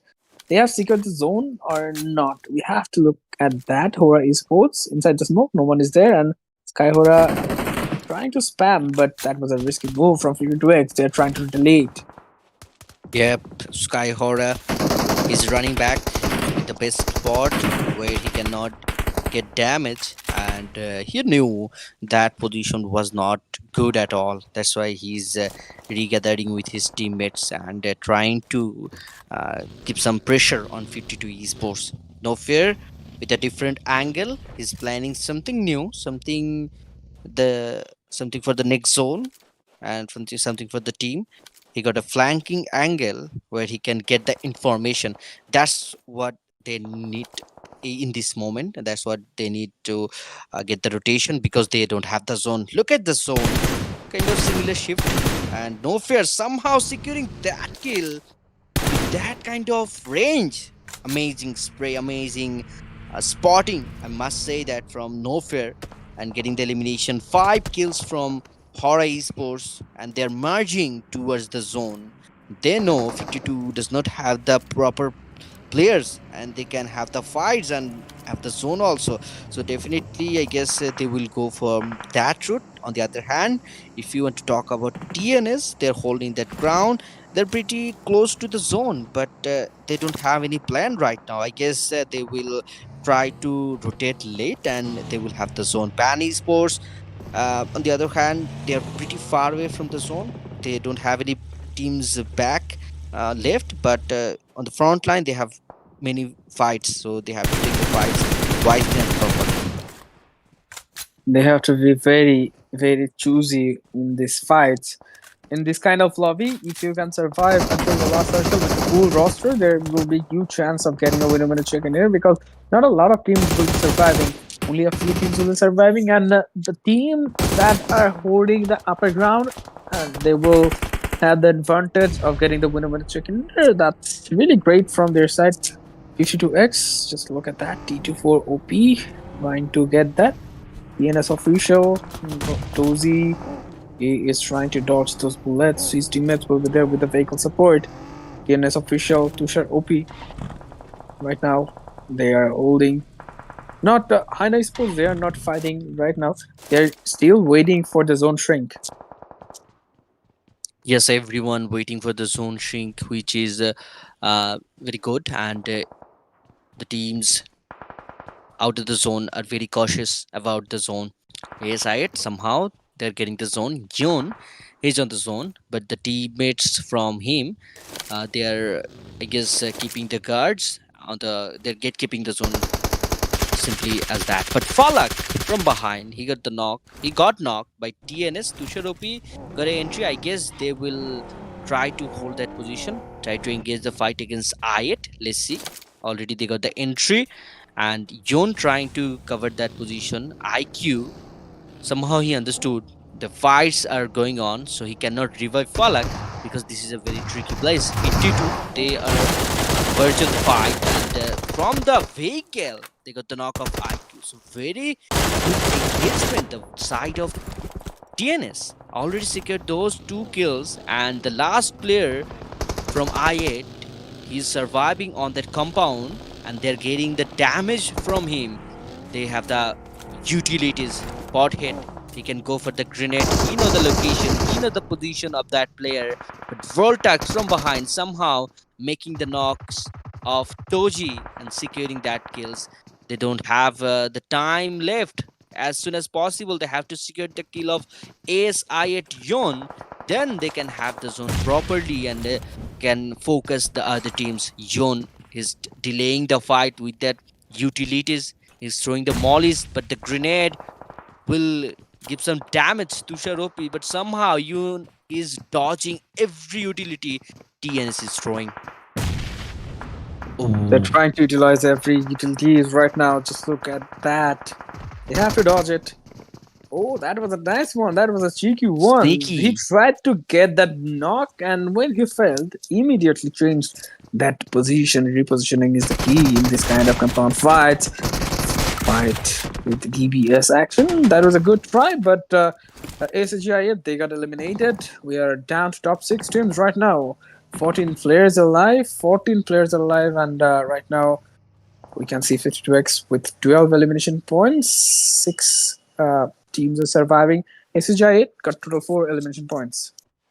Yeah, 52. They're doing really well, and they're up against Haina Esports. Last pair secured by Voltrex, and right now they have huge elimination, which is likely better of every team which is surviving. We have to say that on the lobby they're dominating, they're going aggressive, but the problem is they don't have the zone. But with that kind of manpower, they can have the zone easily, and also they have the advantage of this vehicle. They have their vehicle intact, but from the far away, TX Vikings pressuring the team, and that's why they are going for the down reach. 52 esports on the left side, they have TX Viking. They have to be careful right now. On the back side, they have TNS. So both of the teams will pressure them. That's why T24 make a cover with that vehicle where he can survive. That's a very wise move. That's a very good move from him.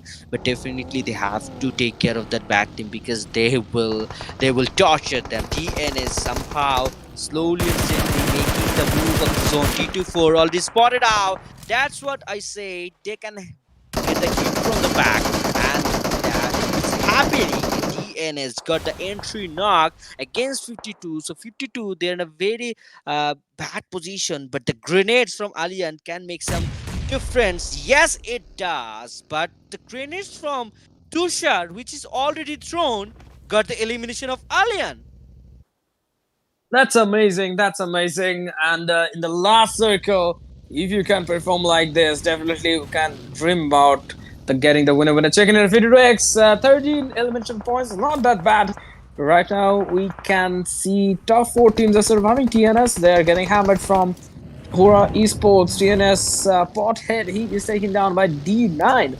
D9 previously at the day 1, he performed really well in a lot of matches. Right now, CJ Boy moving towards the circle. TNS official got 6 elimination points. 3 teams are still surviving. TX Vikings, they are trying their best to perform. HORAA Esports is their immediate competitor. The point difference is not that good. TX Vikings, they are a very, very, very emerging team. HORAA Esports, they're very experienced, but the competition between these teams are really amazing, and they're performing really good. Let's see whether Flash can get No a knock fear. or not.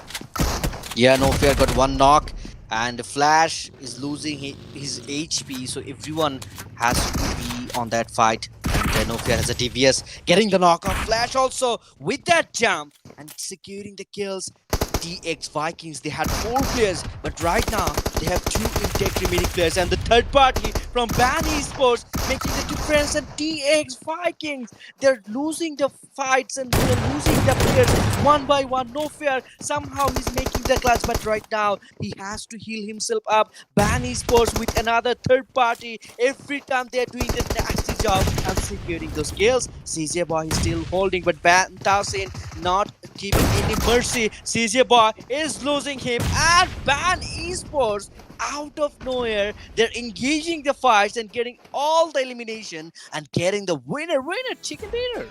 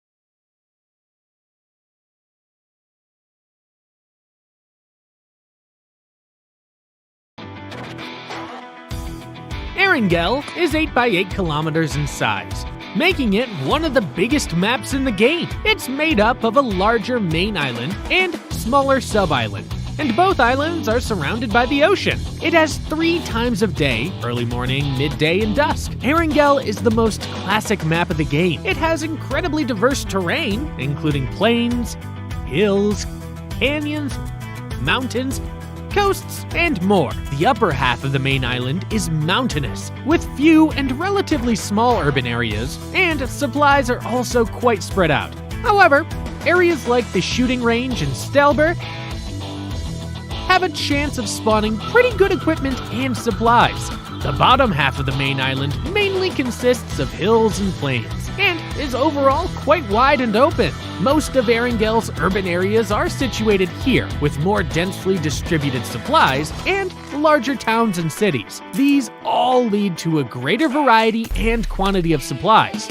Main areas include Georgiapol, Pochinki, Yasnaya Polyana, Milta Power, and more. In between all the main urban areas are roads which connect them. As the map is overall quite large and is quite flat, vehicles can be extremely helpful. The sub-island is only connected to the main island by 2 bridges. Furthermore, boats may spawn near the beaches of the main island, which are also a good choice for moving between the 2 islands. The terrain of the sub-island is flatter.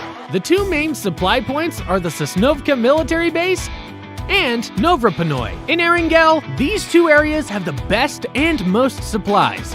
Supplies are densely packed in these areas, making it very easy to loot. If you manage to secure one of these supply points, then congratulations! You'll be rolling in gear. Aside from this, there are also lots of small buildings scattered around Erangel. Those supplies are sparse, they tend to be very safe. The following types of buildings have a higher chance of spawning more, higher quality supplies. Of course, what you end up finding is still up to luck. Supplies on Erangel tend to be relatively concentrated, so in the early game, it's common for fierce battles to break out in larger urban areas, such as the Sosnovka military base and Yasnaya Polyana. Also, since Erangel is quite flat, taking a higher position like on a roof can give you a great advantage in battle. So, in the mid to late game, many players will try to contest an advantageous position. Additionally, each time the location of the next play zone is revealed, a random airdrop crate will spawn. These contain extremely powerful weapons and armor, so lots of players often fight over it. Hiding near an airdrop can be a really effective strategy. That's all for this Erangel introduction. See you next time. Erangel is 8 by 8 kilometers in size, making it one of the biggest maps in the game. It's made up of a larger main island and smaller sub-island, and both islands are surrounded by the ocean. It has 3 times of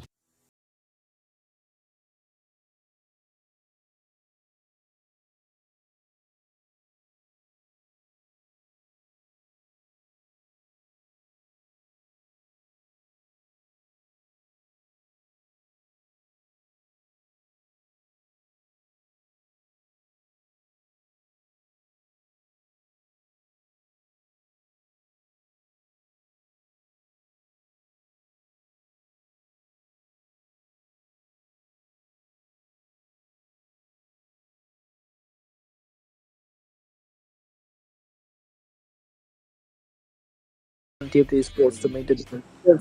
Let's see whether they can do it or not. Ladies and gentlemen, welcome to the last Sandhawk of this tournament. Yep, we have our last Sanok match, and in the very beginning Sanok, we saw ANTT got the chicken dinner. Let's see they can uh, take the chicken dinner once again or not. We have our plan path, which is ending on Sanok, starting from the Shami side. Everyone trying to dropping on their suitable location. Let's see the drop clashes on which side, and we have inimical monk and fabulous for both of the two teams are going on the same location as likely, kind of similar location, but inimical monk they're spreading them out, and ban esports on the same position. The previous match miramar ban esports to the chicken dinner, and definitely they have the confidence, and they can do really well on the upcoming matches also. Hitman already they have only three players, but they don't have any drop clashes. That's why they still can stick to that position. But CMF, they have a drop fight on the boot camp area. Let's see how the things are going on. Already one player from CMF, two players from CMF are knocked out. Vikings taking a thing, and already three players are down. What are they doing? Vikings doing it very nasty. But one versus one scenario against Vikings, the players from Vikings got some damage, and immediately Raw from Rakul, he's trying to secure the kills, and he's trying to get the loot from that position because he does not had the bullets and the healings on him. Right now he has the shotgun. He has a pretty good chance to revive his teammate, but he's not going for any revive at all, and he's waiting a little bit. He's delaying the fight. On the other hand, Vikings D9, he's waiting for the moment. He's waiting for the moment. A good grenade, but it will not hit him. He was safe for a moment, but the push is coming up. CMF Sports, it's not a very good condition from their side. Definitely, they're struggling. And the teammate of these guys is trying to block the enemy so that he cannot move smoothly inside this. Just look at the dedication. That's really nice. That was a good try. But Yep. TX Vikings, they will survive from this fight with 4 elimination points. But at the surroundings, there are a lot of teams that will be very problematic. Jutti SQUAD, they're eliminated. KSX got one knock, and A1 Team Esports, they are also taking a fight. Rowdy, he got knocked out from Witcher. It's not a very good condition for A1 TMP Esports. 8-man back with his own name, but the performance of this match is very unfortunate. They are eliminated. PMK V4L got 3 elimination points.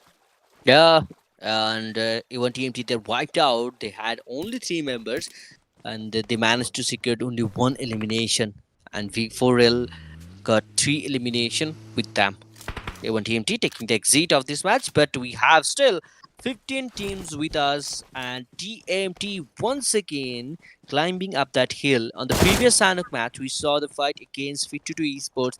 They took the advantage on the same match, same day. They on the second Sanok map, they're doing the same, and 52 cannot do anything against that stats and that stats. They have the advantage 3 versus 4 scenario.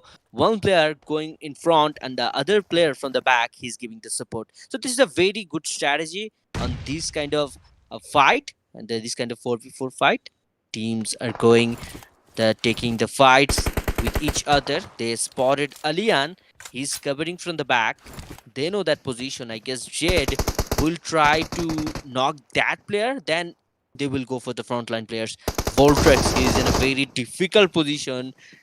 Right now he's changing the position because he know TMT will charge him no matter at what cost. And somehow try to get the knock of Voltrex, and the team of 52, they cannot revive him, or they cannot support him. Try to make a very good flank, and from this flank he easily spot the players of 52 Esports. Yes, Alien also knocked out.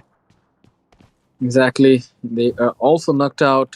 And TNS official Tushar, he took a knock, but that was a very risky move. It's a 2 versus 1 scenario. Tushar got knocked out. And right now they are trying to reposition once again. Pothead trying to deploy some grenades, but that is a very risky move. Leo Esports trying to survive.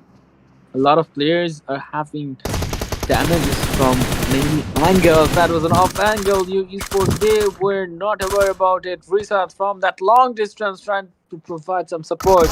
After this revival process, they can make a comeback definitely, but that will be a very risky move.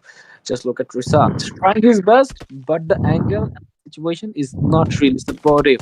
Leo Esports, if only the opposition team was near this team, then that this could have been a very risky situation, but this is not the case.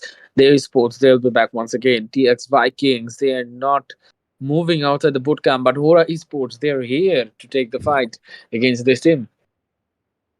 Yep, they are all ready to take the fight. HORAA Esports, they are on the main compound, main building on the boot camp. and the Vikings, very likely they're hiding them, and they're trying to be hidden. D9 and the Lukashi remaining two players are going for the surprise attack. If they will spot enemy in open, definitely they will try to strike him and will get the kill. Lukash is still not giving his position at all, still not giving any footstep. I guess HORAA does not have the proper information where are the players. They know someone is still out there, but they don't know where is the exact position. That's why they're still trying to searching them, and they're rooting for the locations, and they're sticking to each other because this is where they can remain their players. A grenade from Lukashi will do the job. His teammate cannot support him. A grenade, a knock. But definitely the trade from Mr. Boro is really well, and he's getting the kills of Lukashi. D9 is the lone survivor from the team. On the other hand, we have a fight, KSX and Haina Esports, and Haina is losing the players one by one. They're losing the momentum. They will try their best to make a comeback. Let's see whether they can do it or not. Batcat trying to spot the enemies. Just one bullshit, just one bullet. Can he connect that? Matcat definitely. He he has communicated with his teammates, but the angle is not supporting him at all. But Yep. definitely he will hard scope just right there to get that knock, to confirm that knock. But Matcat's sixth sense saying that a lot of teams can be there to take down Matcat as well. So let's see how he gonna manage the situation. Yeah, he's trying to do that, and they have the vehicles where they can go for the push in long range, and they save their vehicle really well. That's why they can use them right now. KSX already have 5 kills, and the second match we saw they got the chicken dinner. On the third match, they were early eliminated. Still, they got 4 elimination. The draw fight, they lost players, but they won the draw fight. That was good. But from this match, I guess they only lost D46, but Zozo and the remaining players are still alive. This can be a good match for them. The isolated player on that small cover, somehow they managed to get the knock. Let's see they can secure the kills or not. If they cannot, they can go for the push because they have the vehicles. But from that kind of range, they're going close or not. That's the main question. Or they're taking the fight on mid range. I guess they are preparing their vehicle. If they want, they can go for the fights. Let's see what's their plan and what they want to do. Exactly.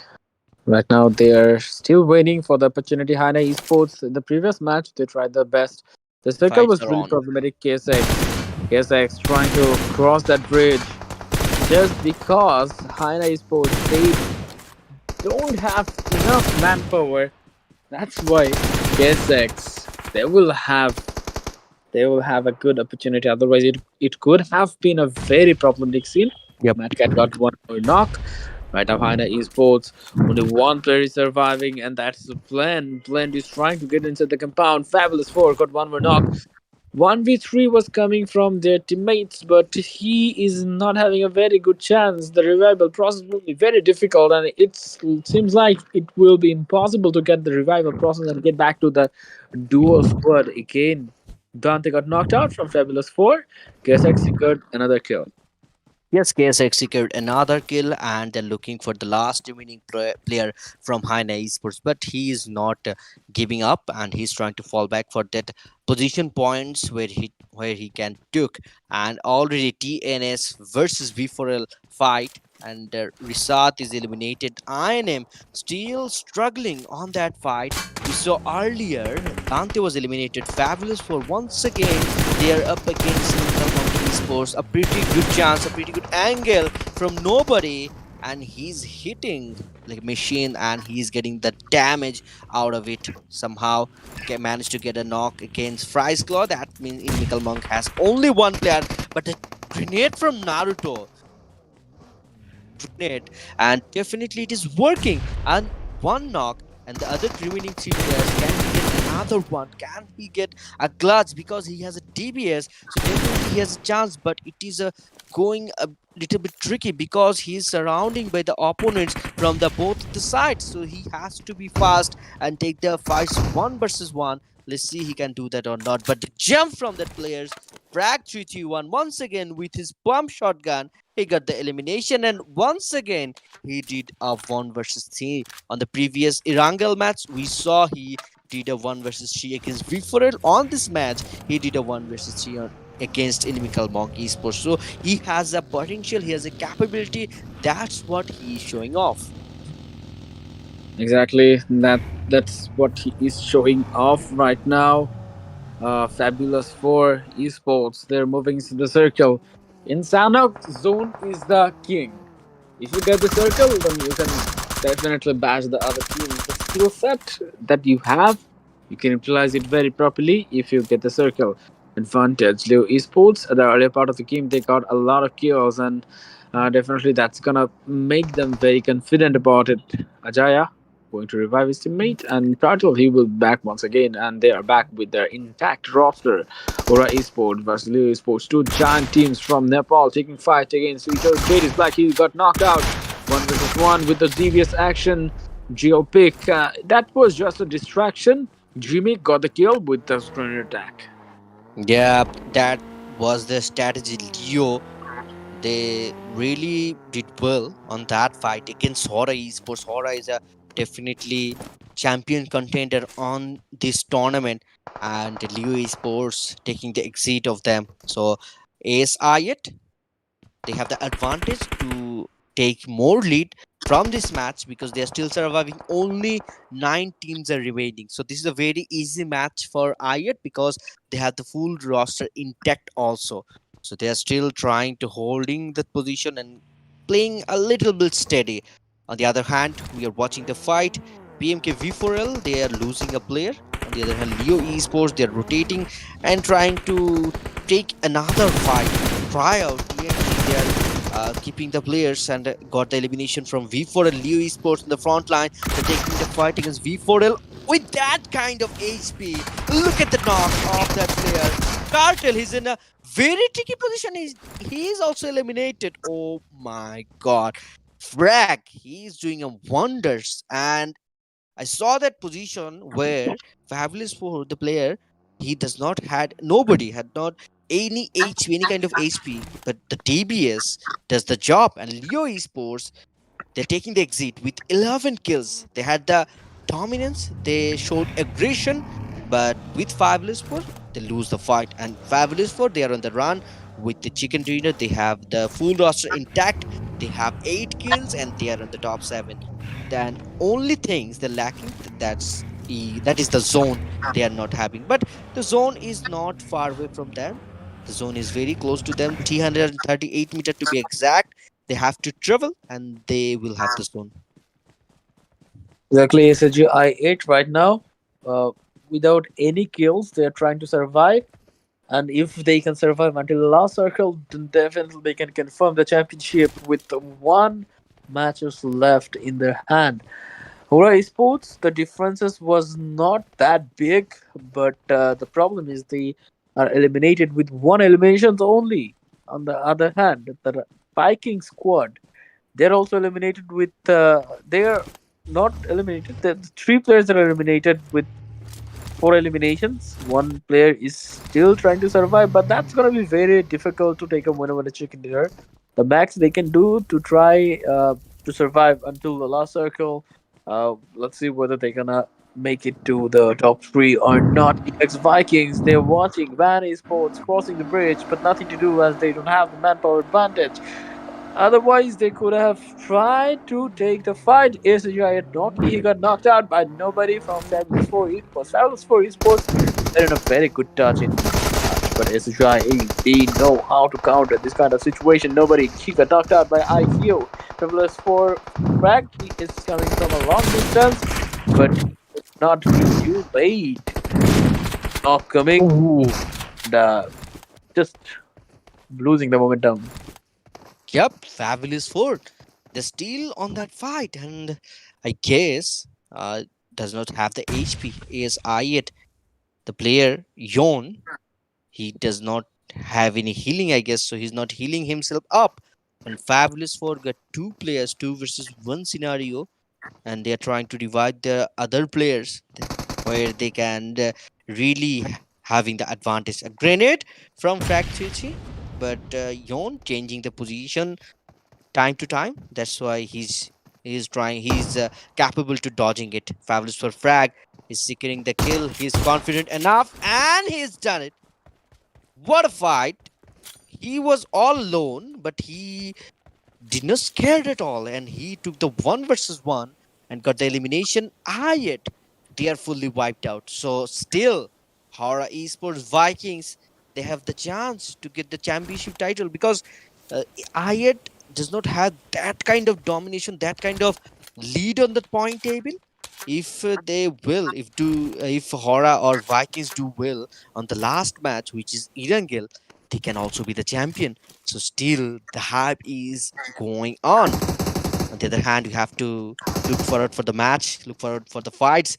KS losing their players. I guess the only player which is rare who is in the fight against 52. 52 has also only one player, and he's having shots from behind. TMT securing the easy peasy kills, which 52 has had not any idea.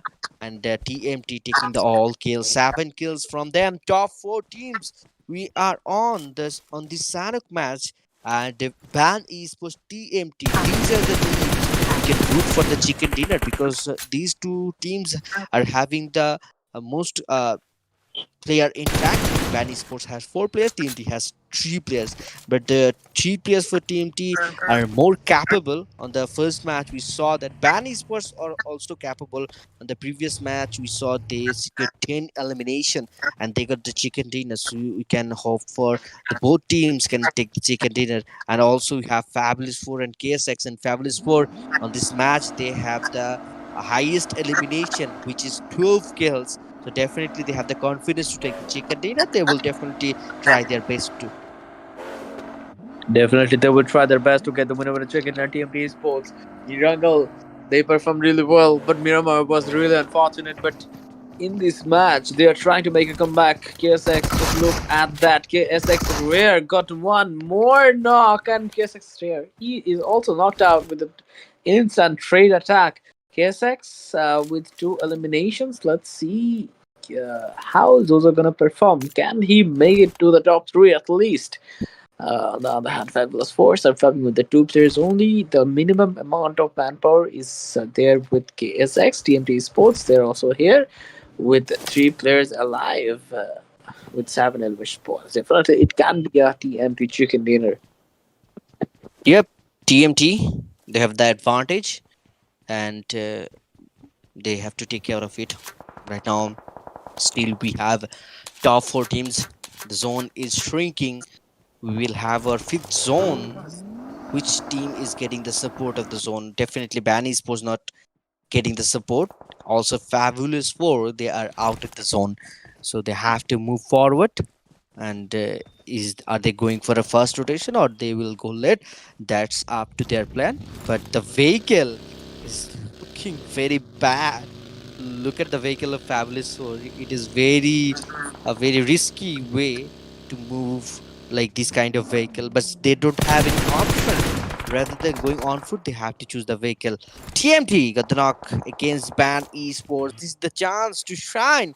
If they can eliminate this team, definitely they have a pretty good chance to take the chicken dinner one-handedly. That's why TMT is moving forward, marching forward for that fight, and they're trying to understand the situation where the players are, how they can take the fight easily. That's why they're taking the time. But Ban Esports, on the other hand, they are reviving their teammates. Still, both of the team have the zone, but the player from KS is still swimming out there on the open field, and he has to go a long way if he want to get the zone. Exactly. Right now, at the last circle, the last battle from a long time, we can see 4 teams are trying to take fight against each other. And esports with their full roster, they're back once again. There was a time when we have seen ban esports, they were struggling, but right now they're fully confident with the performance. Right now, one more knock is coming up. Try out two. The HP hit point is not that good. He needs to heal up. He needs to be very cautious about it. Fabulous 4 outside blue zone. They're struggling a lot. They did not secure the zone yet, and in fact, TMT Sports, they're also outside the circle. Yep, the teams are out of the circle, but TMT trying to hold that team and eliminate Ban Esports. Already got one knock with that grenade, but the Ban Esports taking the fight with both of the teams. Fabulous 4 already eliminated the grenades from Tasin was doing wonders and he's getting all the kills for elimination from Ban Esports. Right now, the primary target is to revive the teammates. Then they're also having the zone with the smokes. But the upper hand from TNT Sports, the location advantage is securing the all kills, got 2 knocks, and throwing the grenades against them to securing those knocks. Only one vehicle with the Ban Esports, and they are trying to hold that position against TMT Sports. 2 versus 3 fight. Who will win? Ban Esports having the confidence and got one initial knock. Sami is doing really well, but the trade from TMT Sports is doing the job. Tasin taking 1 versus 1 fight is have to rely with his utility. From the right hand side, Trier 2 is coming. Somehow he managed to get a 1 knock, but Trier 3, make no mistake, immediately he support his teammate and got the elimination. And KSX Zozo, he's at the top 2. That's insane. Zozo, with that solo performance, he tried to manage. And right now he is in top two. Let's see whether he can secure the Monument Chicken Dinner or not. And it's 1 versus 2 scenario. Zozo X got spotted at the open, and TNT Esports got the first chicken dinner of these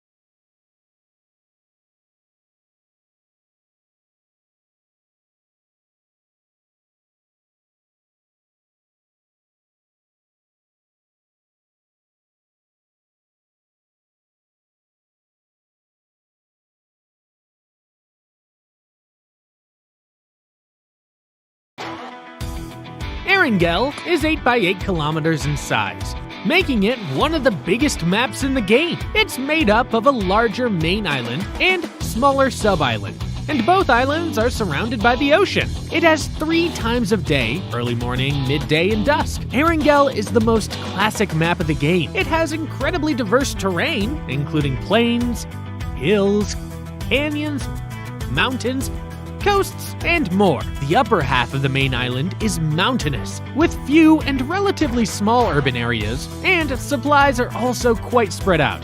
However, areas like the shooting range and Stelber have a chance of spawning pretty good equipment and supplies. The bottom half of the main island mainly consists of hills and plains, and is overall quite wide and open. Most of Erangel's urban areas are situated here, with more densely distributed supplies and larger towns and cities. These all lead to a greater variety and quantity of supplies. Main areas include Georgiapol, Pochinki, Yasnaya Polyana, Milta Power, and more. In between all the main urban areas are roads which connect them. As the map is overall quite large and is quite flat, vehicles can be extremely helpful. The sub-island is only connected to the main island by 2 bridges. Furthermore, boats may spawn near the beaches of the main island, which are also a good choice for moving between the 2 islands. The terrain of the sub-island is flatter. The 2 main supply points are the Sosnovka military base and Novropanoi. In Erangel, these 2 areas have the best and most supplies. Supplies are densely packed in these areas, making it very easy to loot.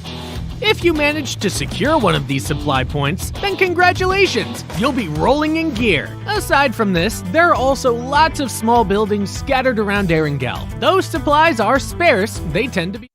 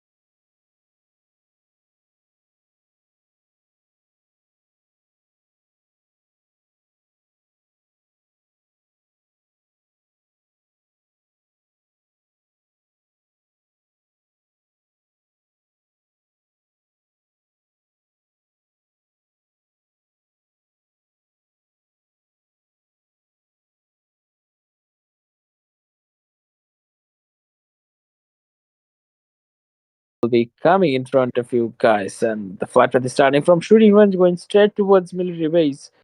That's a very good, that's a very decent flight path. If you want to go towards the western part of the map, that's gonna be really easy. If you want to go towards Lipovka, Novorepnoy, definitely you have to take a vehicle from pool area, from the roadside area.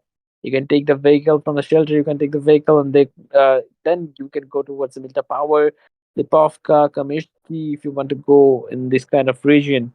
And Siverny, we will be watching T2K Esports. That's their go-to location from a lot of long time. They are dropping in that location. In T2K Esports, they are not missing that location in this game as well. In the last game, they will be trying to get as much point as they can accumulate. TMP Esports, they have a good opportunity to get some more points and secure at least hashtag 2. So they are trying to do that, dropping towards Zarki. The question is how are they going to rotate from that location? Because that's really, really far. That will be really far from the circle. Normally, the circle is not forming towards that location, but they are very lucky in this case. KSX got 2 knock at the early stage. Only J secured 1 more kill. A1 TV Esports versus HORAA Esports. The situation is very tense between them. Joseph is finished, but and KSX, they are facing a lot of trouble right now. Just look at that. It's 3 versus 1. Team Haina got 1. Matt Cat is knocked out, but Rare was there, and only Jay has completed at a 1v3. That was really nice. That's a very good performance from their side. Deathstorm couldn't find any vehicle. The three-man fight. Eight-man solo player. Still struggling. No vehicle in front of him. Outside the open, he is still struggling. Just look at that situation where he will go without the support of his teammates. Nothing to do. HORAA Esports got the compound support, got the vehicle support. With just one flank, Hitman can be eliminated. Still trying to fight against the top fragger of this tournament. No fear. And that's a crossfiring angles. Hitman should be knocked out within a few moments because he got no cover. Just look at the crossfiring angle. From the both angle, he can be knocked out. But still, Hitman, with some courage, with some luck, with some skill, he is trying to fight back. Where is his teammate? Where is Deathstorm and K9? They are they're still waiting because the situation is not supporting them as well. HORAA Esports, a lot of changes was coming from their side. Hitman is spotted right now, and no fear. It should be an easy knock for HORAA Esports. No fear got one, and Hitman he's eliminated. They want team to they are surviving with the two players only. Right now, HORAA Esports they will be moving towards the Yasna Poliana as that is the drop location of this team, and with that drop location they will complete the loot, and after that they will be moving towards the circle once again. And at this moment, I think Deji is here with us. Deji, welcome back. Thank you for the warm welcome. And we are watching the fight Horror versus A1. Okay, what a moment. I'm witnessing already. Horror Esports got the one elimination, and another knock. So A1 TMT has only one player, which is Rowdy. He's far away from the team and trying to connect a shot against that motion, but he cannot do that. That's why he is falling back and trying to take that fight from a different angle. That's Let's see that angle is helping him or not. KSX, they already got 4 kills. They won the draw fight, but this is not enough because they have another team on that drop, and they have only 3 players, so they have to take their move very wisely, and they have to if they want to take the fight they can. If they want to fall back, definitely they have a way to fall back. They are fighting against I8 already losing their one player. Already Testrom is eliminated. Malik is securing another kill. That means A1 TMT is fully wiped out from this tournament. Madcat is knocked out, and Jutti SQUAD, they're securing the kill of Madcat. So case they lost one more members, and Rare, he's in a position where D46 cannot support him because D46 already crossed the road and he cannot go back again. Rare has to depend on himself, on his skill set. Let's see that he can do that or not. Already Rare took a important knock. Only Jay, he has a vehicle, he can go for that fight. 2 knock against TNS Esports, also taking a fight. Pothead is the last guy, and he is trying to take the fight with his shotgun. 1 knock, no damage. 1 knock he got. On the other hand, he is jumping and got another one. Look at the fight. Look at the confidence of Pothead, and the accuracy is showing. And Pothead definitely has a chance to do a 1 versus 3. No HP is remaining somehow. The players of CMF trying to heal himself up, and he is trying to win the fight. Pothead is still up to the fight. He has 11 bullets on him. Definitely, if one bullet is connecting, the other player is gone. Just one bullet. DNS officials moving inside, and That's right. he is eliminated. That was a very good try. 1 versus 1 coming from CMF Reflex. Essentially, I8 felt like the vehicle condition is not really great, and just look at the point difference. TMT Sports, it's not impossible to become the champion. Essentially, I8 they just have to survive until the last circle. if SHIT is eliminated at the earlier part of the game, then that can be an easy task for TMP Esports to confirm the privileged dinner. And as TMP Esports, normally they don't get the zone support, but in this game, they're getting the initial zone support, not a long distance they have to travel. So definitely they will try their best. Just look at that. Shadow from Jutti SQUAD, he's knocked out. Full Shadow squad, they're getting shattered. And TNS official, they're eliminated with one eliminations only.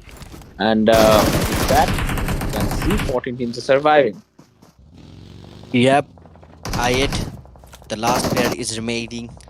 He's taking the fight. Somehow, PMK Leo, out of nowhere, they are getting the kills. And they are moving forward on this position. So, Noki, can he survive in this moment? This is a very important moment for him because they have 98 point and with 3 elimination already they crossed 100, but the TMT Esports, they're very near to them, and that they can be the champion if Noki gets eliminated. So this is a very blunder from I8. The last player, he is running out of his life, but there is no way he can run, and he is stuck middle of nowhere in the compound. Get unlocked with that shotgun, trying to get another one, but Leo Esports making the difference, taking the exit of I8, and they are done. This is the massive chance of TMT. If they decent, they can be the champion. Not a different, not a very difficult job to do. Only few points. If a TMT gets a chicken dinner with 10 elimination, they're getting the championship title. Also, HORAA Esports, they can have the domination and can be the champion. So two teams are rooting for the championship title. I8 is out of the match. We are on the top 12 teams. 52. They want to take the fight against Leo Esports. They heard the fight. They were fighting behind Allian. Don't have the idea. One player is still holding that position. That's why he's having the shots and losing his HP somehow. Ajay takes the knock of Allian. And right now, Leo has the advantage of the fight. Look at that spray. Look at the shot of devious. Somehow, a counter attack from 52. But will that be enough to win this fight? That's the question arises. You know, Jimmy is moving forward with the DBS. He got knocked out. This is not good from Leo Esports. They are losing their players one by one. There is no team gameplay at all, and they are scattered around. 52, T24 with a jump shot got another one. That means the two players are remaining. Somehow 52 securing all those kills out of the odds, out of disadvantage. They eliminated Leo Esports. They're eliminated. Just look at the kill tally. Another team got eliminated. A lot of teams are taking early fights, and that thing we can easily get that premise that at the last zone, not a lot of teams will be there. That will be a slow-paced game. Right now, let's see. We can see Viper Full Legends. They're taking fight against INM Esports. INM Esports, Fry's Claw, not in a very good condition. The movement is really restricted from that zigzag movement. They are moving forward. T2 Esports, they can be a very big problem from their side. Fry's Claw, he got that information that Viperful Legends are there. Viperful Legends are still there with the team T2K Esports with 2 elimination points. We can see team 10 teams were there, and right now 9 teams are just surviving. Yep, we have our top 9 teams. This is only stage 2. Everyone trying to fight on the last match. Everyone trying to be aggressive. T2K is one of them. Right now they have their opponent behind him, Frieslaw. Somehow they managed to get the elimination, but from the behind, KSX, they are marching and they are taking those knocks. Both of the players are knocked out. Only the one player is surviving. He's trying to revive his teammates, but somehow getting the knocks of Rare. And the grenade from Only G makes the difference. And they're getting the elimination of T2K. They got 7 elimination. T2K out of this match. But talk about only Jay. He got 7 elimination, single-handedly dominating from the team. Both of the players are doing amazing. 11 kills already KSX has, and the other teams are keeping an eye on them. Everyone trying to secure the top of the hill of George Bull. TMT already they're moving on that position, so KS has to be really careful if they want to survive. And TMT definitely they need some kills. The chicken dinner will not help them to secure the title, so they have to get some kills. But KS don't want that fight. KS are leaving this place, and TMT does not want that, and they are spraying that down here in a very difficult spot. And Baki Exactly. 7 teams are still surviving. Remaining players are 24. HORAA Esports, they're really trying their best to get the win over the chicken dinner. But look at TMT Esports. They didn't get a single kill until this situation. They have to be very careful about that. Not a lot of teams are surviving. So at the last part of the game, it will be very difficult to get the kill points, as a lot of teams are already eliminated, and the strongest teams will be there last Yep. game. If they want to become the champion, then they have to defeat the ultimate strongest teams in this lobby. HORAA Esports, they have already secured 6 kills. As I said earlier, they have also the chance to be the champion, and they are really aiming for it. 52 on the other hand, they're being aggressive. They have 8 kills on them, and sticking on that position. I guess they have to take a fight against both of the teams. On the front line, they have Sim and TNT. On the back line, they have HORAA. Everyone is fighting for that top of the hill. Everyone fighting for the Georgepur hill. 52 still holding that. Sharpix somehow making a knock. The TMT Esports will take the damage, will get the knocks, and both of the players from CMF are eliminated.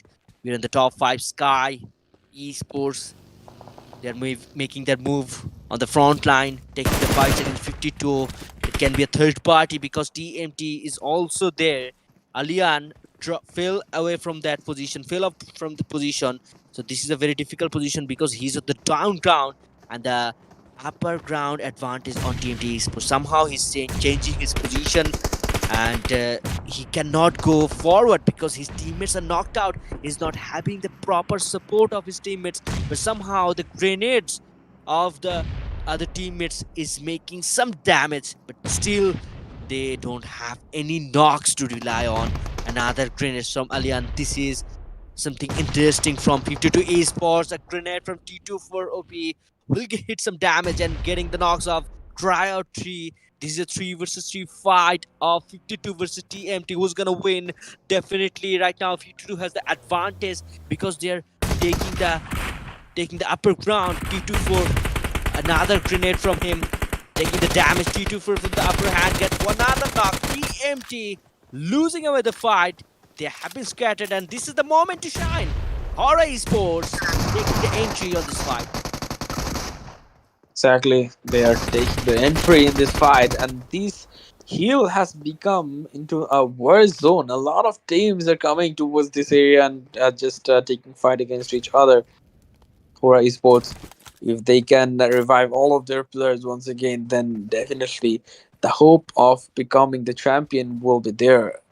Until the last situation, tryout 2, the situation is not favoring him at all. If he had some sort of grenades or molotovs, then he could have done a little bit better. But still, he is trying. Tryout 2, falling back from this fight. I wonder who is this guy? Who is this lad? It doesn't seems like he's an underdog player. It seems like he is a pro player, and he's very experienced of what he is like. He knows what he is doing, what he should do. The effort of coming back from that fight was really good. Like, he knew that HORAA Esports will try their best to eliminate. So what will be the target of TMT Esports? Getting the chicken dinner. Without getting the chicken dinner, it will not be easy to end this tournament. #2. Right now, we are watching HORAA Esports. As we saw earlier, they are on the run on the their run of Cash Up One. They can be the champion. Right now, they have 8 kills. Ban Esports taking the fight against Vikings, and Sam is somehow making their own. But trade from Vikings will do the job, and they can sustain on that 4-man intact roster. They're taking the fights, already securing those kills and reviving their teammates.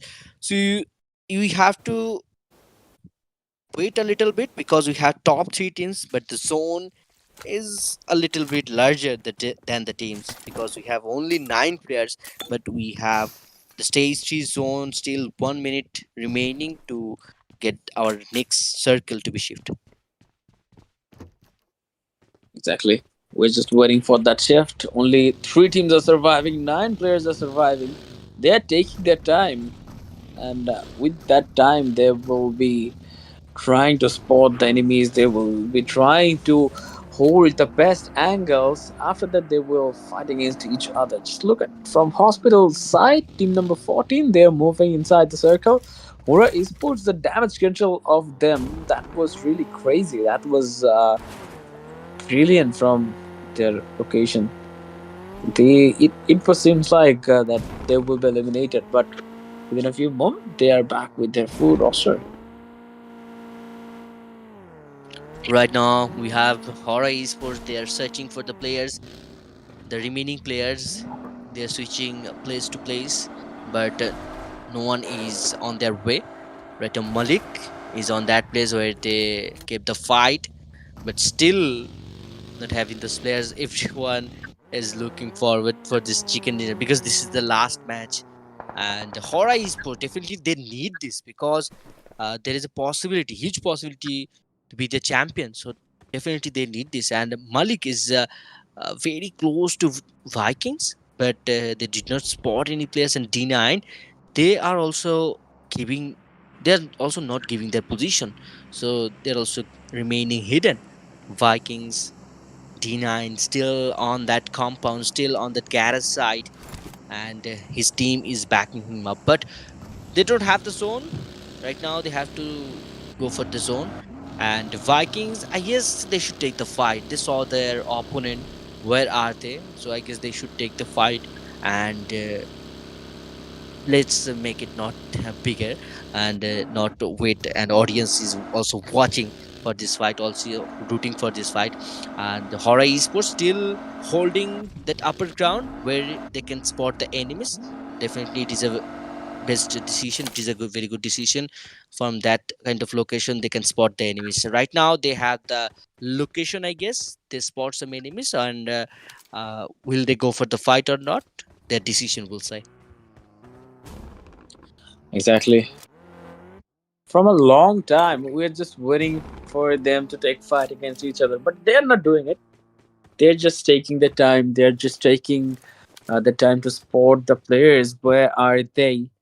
I guess after this zone shrink, the fight will be started, and for that zone shrink, still 30 seconds are there.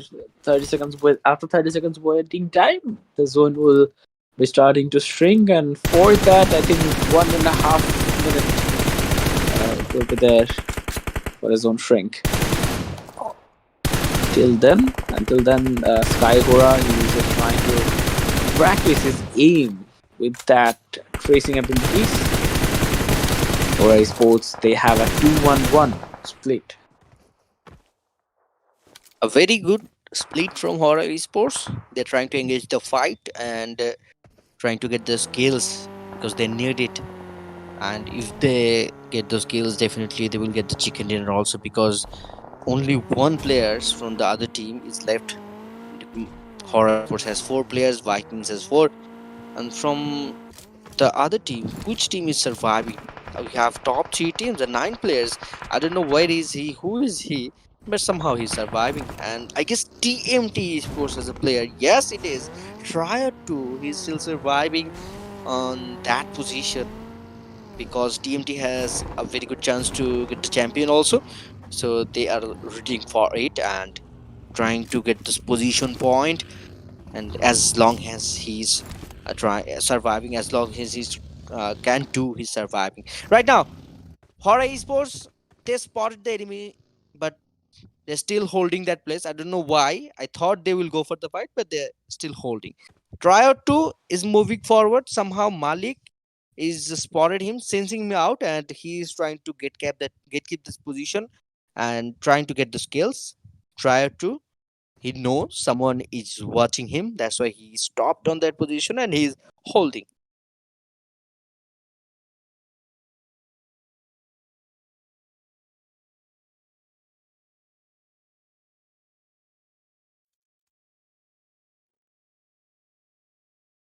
Yep, right now, TMT Tryout 2 is out of the zone.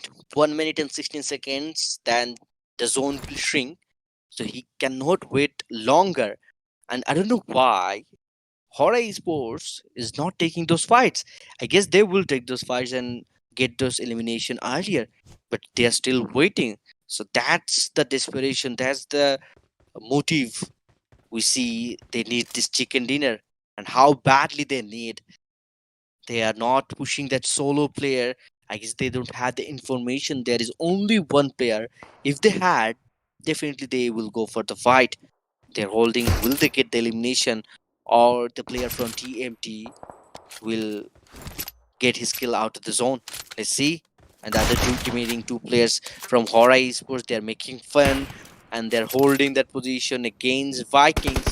Maybe Vikings has the edge of the zone.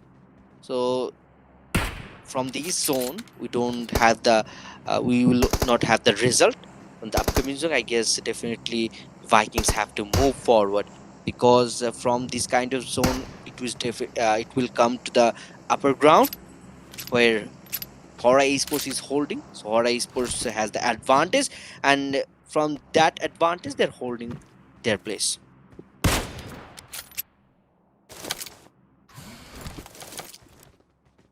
Right now, Vikings is moving forward. Right now, they have to, because they need better placement. They're charging their vehicles. They're making sure the vehicle is working or not. And one player is making his move from the right side. I guess definitely they have a plan where they can take the fights from. And Flash is already on the front line from the back. The other players are supporting.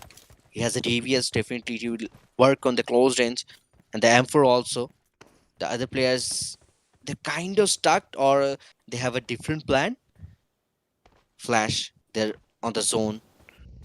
Everyone needs the chicken dinner. HORAA Esports, Vikings, even the player from TMT, he wants the chicken dinner. A flank from HORAA Esports, as we are witnessing from behind. No Fear is charging those grenades. This is the best plan from this fight. Definitely it will work. Some grenades is throwing against Vikings. He's getting some shots. He's getting some damage. But No Fear know that position. He cannot sustain longer. That's why he's changed his position. HORAA Esports, Malik is still holding that upper ground, throwing and dodging utilities one by one. But Vikings has a crucial angle on that flank side. As you see, they have a 2v2 split, and this split is working or not. We have to wait for that. Exactly. We have to wait for that. Only two teams are surviving. It's a 4 versus 4 fight. Proper fight between DX Vikings and HORAA Esports. Just look at HORAA Esports. They got the higher ground advantage, and from the front line, we can see Mr. Boro is trying to manage that information. He was trying to grab that information, and no fear, his location will be very important as well. If he can perform well, then definitely that's gonna help the whole team. Yep. Malik, he's not showing his position. He's waiting for a surprise moment. Let's see he can stick to his plan or not. A grenade from Malik surely is getting some damage. Another follow-up grenade. Will that be enough? No. Somehow he's changing the position, but HORAA Esports is making the knock. Right now they have the situation of 3 versus 4. HORAA has the advantage and staying that whole situation. Look at the HP of D9. With that kind of HP, he's surviving. But how long he can sustain, how long he can survive. Another player from Viking, he's also knocked out. That means it is a 1 versus 4 scenario, and Vikings, they will be out of the map, and the HORAA Esports is getting this chicken dinner, easy peasy chicken dinner. They hold a little bit, they wait for the moment, and the moment when